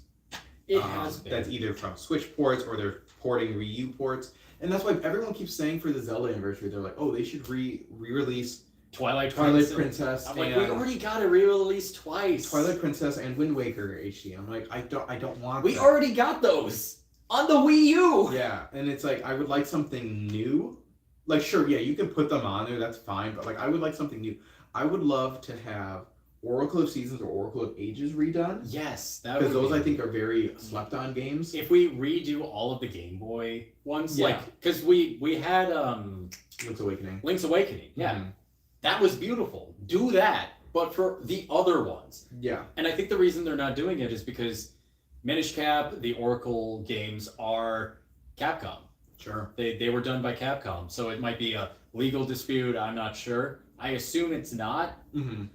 I just want Minish Cap to be in HD, man. I love Minish Cap. I think what would be a wonderful, beautiful thing to do. I just want new games. New Nintendo games. Yeah. You've got Paper Mario. Yes. Do Paper Zelda, but Paper Zelda is actually just a remake of Zelda 2. Oh. I think that would work really well because that was already very That would be I think it could work in that same concept. But I think a Zelda 2 remake, even if you could, I would love to see a complete remake of Zelda 1. Even if it is like in the style of how Link's Awakening was, or like Link Between Worlds, something like that. Space says, haha, just go into the cave, man. That's the first thing you do. The first time he played Zelda 1, he didn't go into the cave to get the sword. He just went to the left. I did that. I've done that. Yep.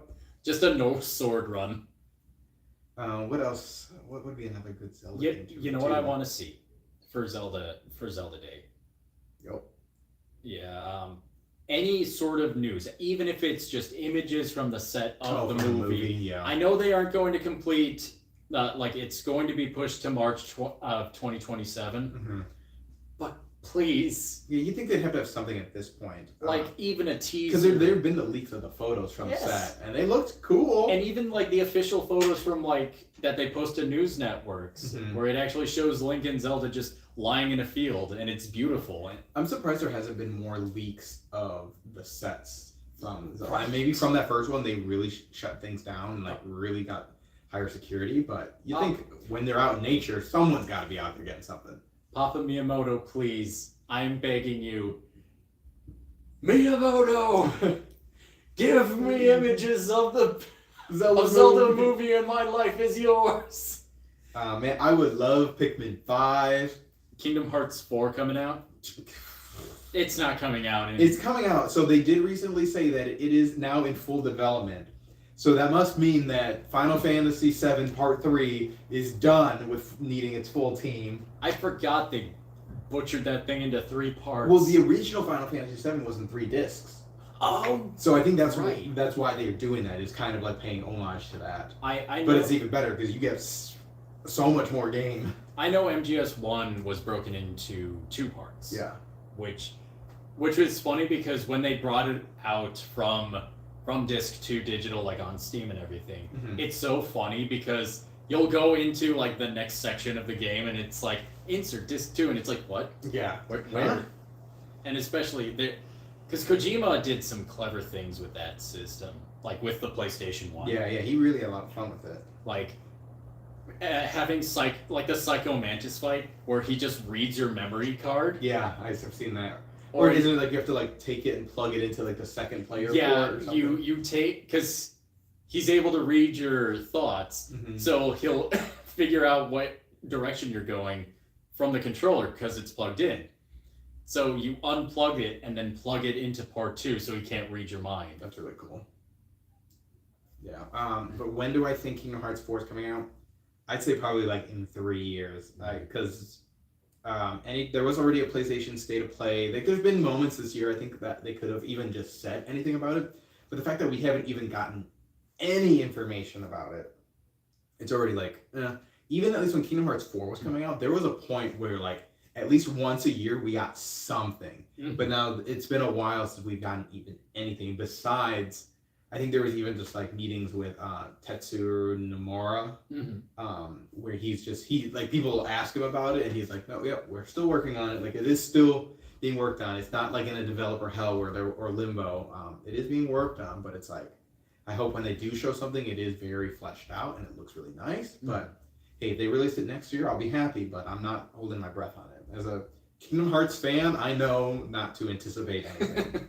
But I know it's coming, so that's already good enough.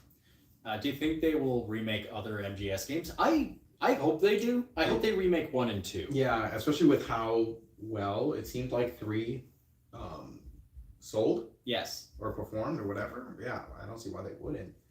It probably would have to be some of those younger ones too. You wouldn't be getting, I don't think, 4 and 5 or Revengeance or Rebellions or whatever it was. Revengeance. Well, Revengeance still holds up. It came out in 2013, I want to say. Yeah. And that sucker still holds. Yeah, you'd be getting a lot of those PlayStation. Was it PlayStation 1? PlayStation 1 was MGS 1. Okay. PlayStation 2 had MGS 2, which you can see in the increase in graphics. Yeah. And also... So it would make sense to redo the first one. Yes. Or they could just be funny and redo Metal Gear 1 and Metal Gear 2 Solid Snake, the ones on the NES. Yeah, or do something even further back. Because at that That point, would be it's cool. At that point, it's just a new game, basically. Because nobody alive, well, I shouldn't say nobody alive, but no one in living memory now has ever played Metal Gear 1 or Metal Gear 2 Solid Snake. Yeah. And if they have, they are either liars, had an NES, or got the remake, or got Volume 1. Yeah. Or you're emulating it. Yeah. I know you guys aren't into horror games, but what do you think of the new Silent Hill? I keep hearing people talk about it, and I hear good things about it. Yeah. Um, I know the movie did terrible. I think people have, there's Metacritic scores, and there are the list of games that I think that came out this year. I think it's currently number 2 of the highest rated. Number 1 is that new Pokemon Animal Crossing farming simulator one. And that is actually now the best rated Pokemon game of every Pokemon game. Wow. And now I kind of want to play it because it is a cozy game, and I'm not too much into cozy games. I've played my fair share, but I've been watching my fiance play Animal Crossing a lot more recently, and I'm like, I kind of would like to play this. I like, in terms of cozy games, I like Stardew Valley. Sure. I love it. Yeah. But again, I keep hearing great things about it, and I feel like it's been a while since a Silent Hill game has come out, I think. Resident Evil, I feel like, are coming out all the time. Silent Hill F is the most recent in the franchise, which is, it's fascinating because it takes place in rural Japan when most of them have been taking place in America. Sure. Or at least the United States. So it's interesting, and they do play a lot into some of the culture of rural Japan, some of the nuances within that, some of the lore that they have. So it's fascinating. I watched Markiplier play through it. Yeah, I haven't seen that video yet. The reason I'll disappear in Thursday. On Thursday. On Thursday. I played the original Metal Gear games on the PS2 when they were on MGS3. Never beat them though. Silent Hill F was okay. I think Silent Hill 2 Remake was better. Okay. Is it more of a story mechanic, or is it more because of the story? Is it more because of the mechanics of the game, graphics of it, or just the overall flow, combination of it all? Yeah, since we don't really play those games, so yeah. I've got nothing to tell you. I can tell you between Ghost of Tsushima and Ghost of Yote, it was really just mechanics. It still looked just as beautiful. God of War and Ragnarok, beautiful games. It was just more. I know people want us, and by people I mean Matt wants Dan and I to play Alien Isolation. The VR Alien Isolation. Oh god, no. Dude, if we play the VR, that thing is getting busted. Yeah. It will not survive the night. No, not at all. I think Silent Hill 2 has a fantastic story, but Silent Hill F is beautiful to look at. Okay. Fair enough. Which is funny because it's just all fog all the time, so there's not much to look at. Yeah. That every time there's a misty or foggy morning, I'm like, okay, when did we get to Silent Hill? What the hell is this? What sins must I atone for?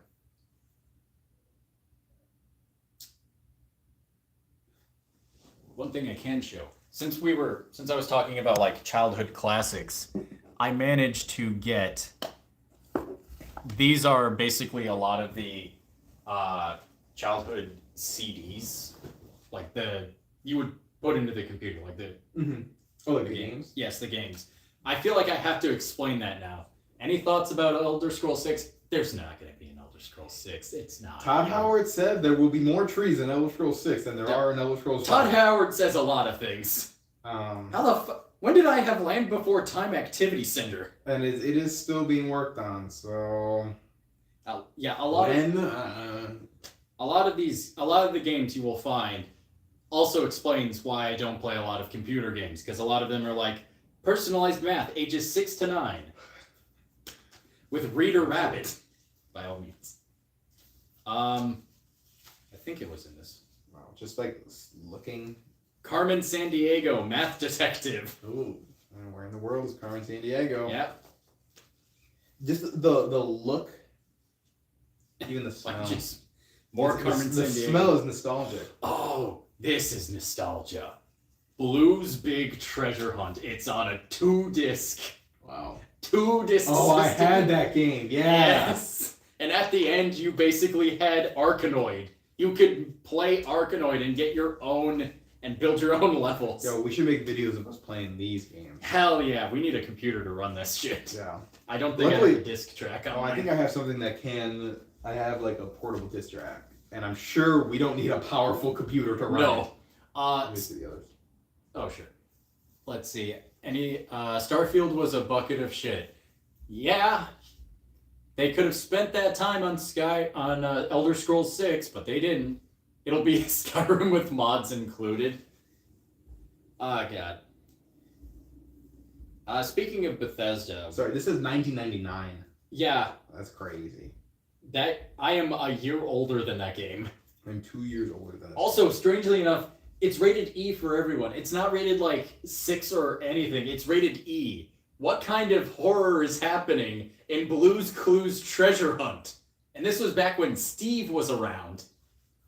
So cool. Yeah, actually, I would love to make a video of us playing this. Oh my god! Huh. I could get Steve Burns to sign this.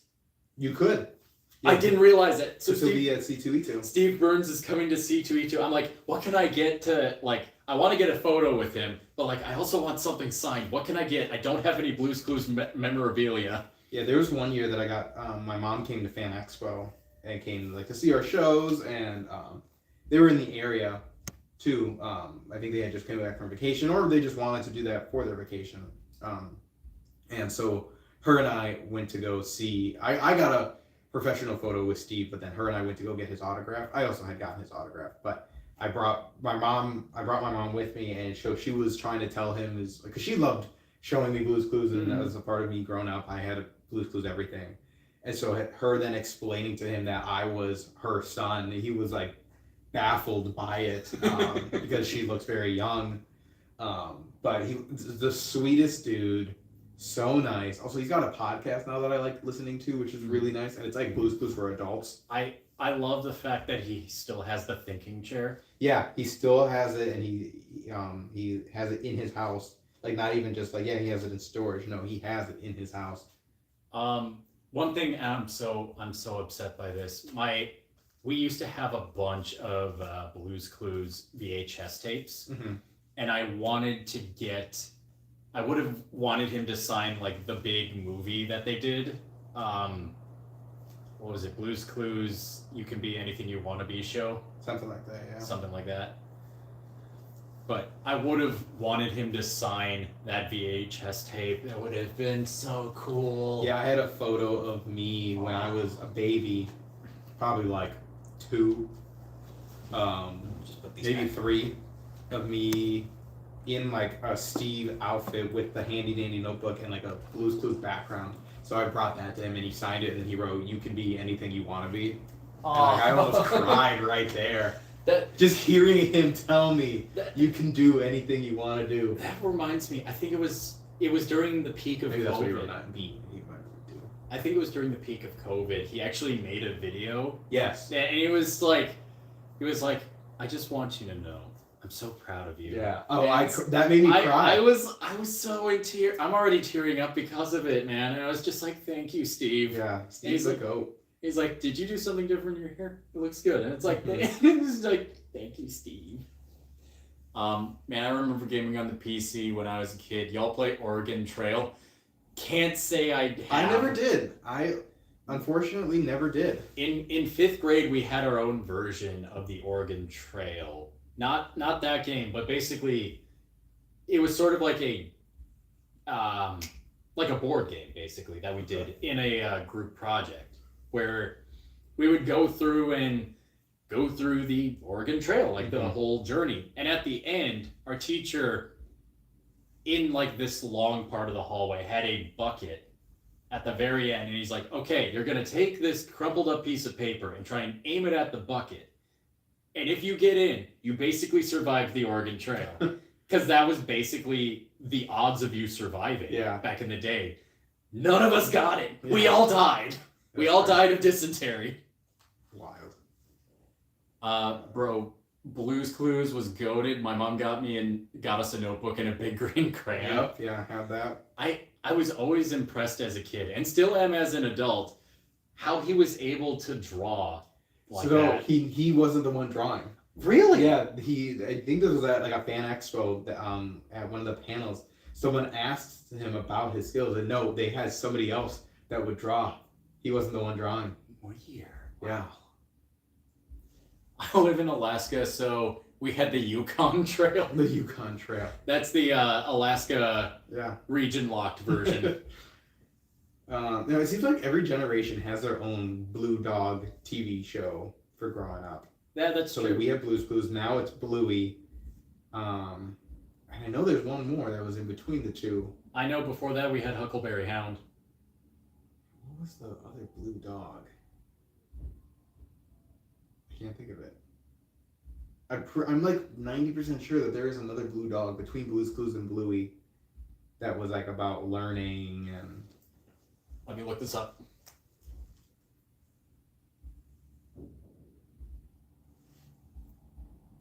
Huckleberry Hound, yep.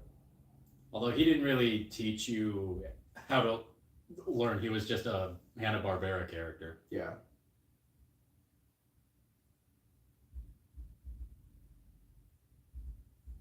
Oh my god, there were so many. Why is Courage the Cowardly Dog on here? He's just covered in blue paint. Yeah, maybe it wasn't. That's not what I'm thinking of. Because we had Huckleberry Hound in 1958. It's not what I was thinking of. I don't know who this is in 59 or in 2000.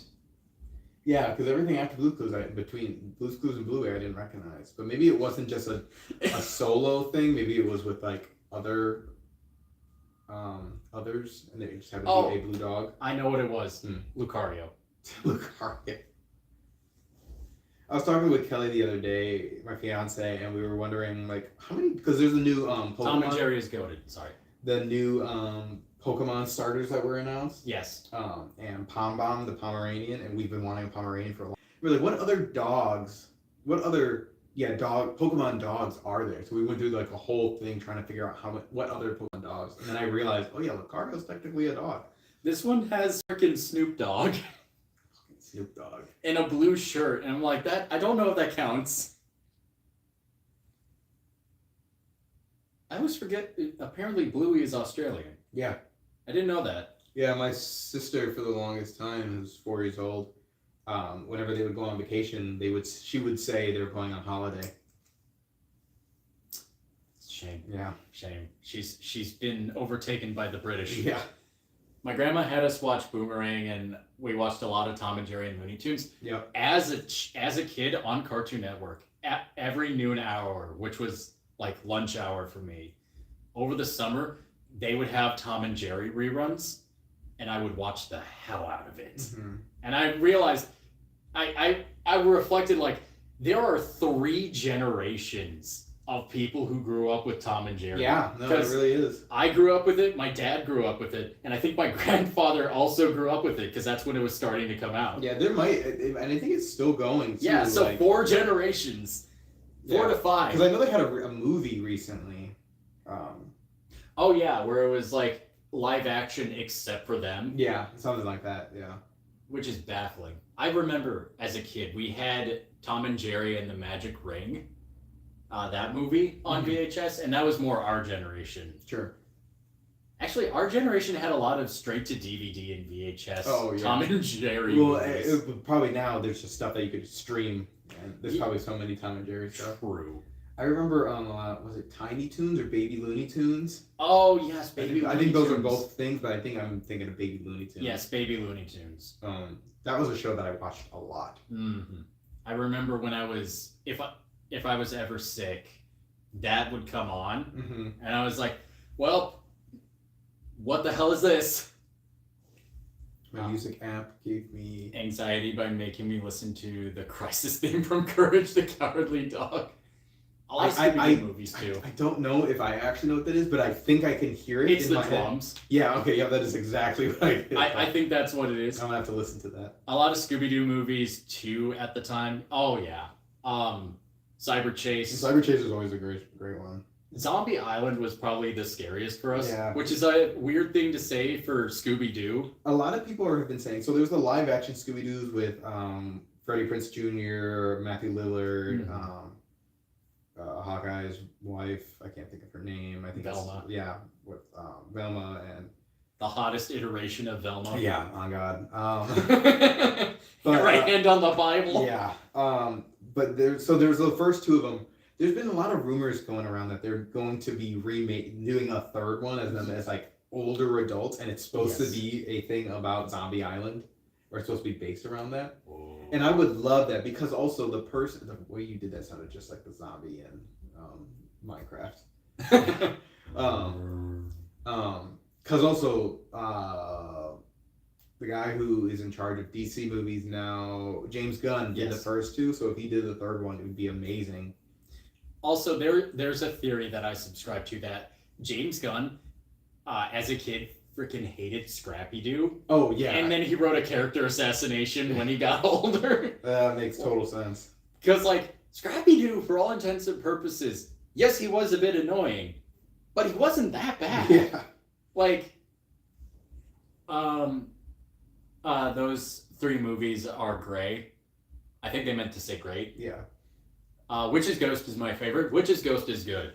I'd have to say, I think it was Alien Invasion, something like that. That one was good. Yeah, I didn't watch too much Scooby-Doo growing up. I don't think it's because like I couldn't or wanted. I think it's just I just had probably something else I was always into or watching instead. As a kid, my sibling's friend, who was our neighbor across the street, was a massive Scooby-Doo fan. Sure. So she had all of the movies when they came out. So anytime they were over, or I would be dragged over to their place, we would watch them. Scooby-Doo is such a cultural thing, I think, for kids, where it's like every generation needs to be exposed to Scooby-Doo in some way, shape, or form. Oh, absolutely. But I think for sure they have announced that they are doing a new live-action version of Scooby-Doo. I love the Hex Girls. We stand our goth rock I was band. waiting for someone to mention the Hex Girls. The Hex Girls did irrevocable damage to our generation. 100%. Except the newest versions. Yeah, the new versions of the Scooby-Doo, whether it's live action, the TV shows like the Velma show, or anything. There are so many. While there is so much good Scooby-Doo out there, there is also a lot of bad, because I think so many people are trying to reinvent the wheel with it. Right. But that's the thing, is like it never needed to be. We just needed more of it. We stand what's new Scooby-Doo in this household. Yeah, of course. I'm all about the goth mummies. Yeah. I think it was also Witch's Ghost gave us... I forgot the actor's name. He played basically the writer who was with them that had a heel turn halfway through. He gave us one of the like most hammed up Jeremy Irons. It was Jeremy Irons. It was just Jeremy Irons hamming it up as like a villain, and it was great because he's like, What are you talking about? He was a villain in the first live action Dungeons and Dragons movie. I know, but like in this, he's less like over exaggerated, Sure, like he was in the live action Dungeons and Dragons movie, where he's like, rain fire. In this one, he's just like, I am a warlock. It's like, what the fuck? I would love if they brought him back for like if they do a new Dungeons and Dragons live action movie. I wish they would bring him back. Not even as like that same character, but just almost like as like a nod to it. Yeah, it'd be great. To be fair, in our childhood, the goth stereotype was made for us to like. That's true. Yeah. I remember Total Drama Island. Yep. I think her name was Gwen. Gwen. Yep. Then there was Charmcaster from Ben 10. Am I just gonna list off all of the Teen goth? Titans. Oh I yeah, had Raven. Full of it. You probably even could put some Avatar: The Last Airbender. I'm sure there's. Yeah. Am I just gonna look up goth characters from? Okay. We gotta start wrapping up soon, anyway. They always had big tits. I mean, we weren't going to say anything. It's because most of them had the bodices, or like the I forget what that thing is that they put around their chest. Oh, but they had like midriff showing. Also whatever, midriff, yes. Raven and Black. Yeah, Darkfire. Darkfire, yeah. Yeah. Our childhood. They were cooking. Mm-hmm. I'm trying to think quickly if I can go through it. What else Asajj Ventress. had it? Although that was more insane and less goth. Actually, Dave Filoni, might I inquire why you had a matriarchy of witches, just goth witches on what is essentially Space Georgia for the Clone Wars? May I inquire that? Oh, Shigo. That's what I was trying to think. I was like, I know there's one more big one that I'm missing. You're just like Jared's rambling on about Star Wars, the Clone Wars again. Let him have this while I think. Yeah. All right.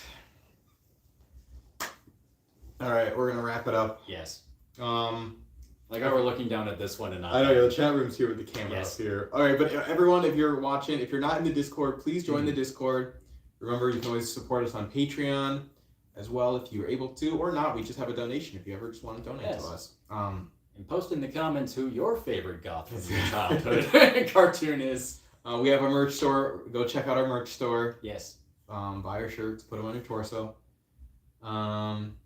And yeah, again, we're going to be at Anime Milwaukee this week. Mm-hmm. Super excited for being a main stage, main programming headline for this convention. It's going to be an amazing time.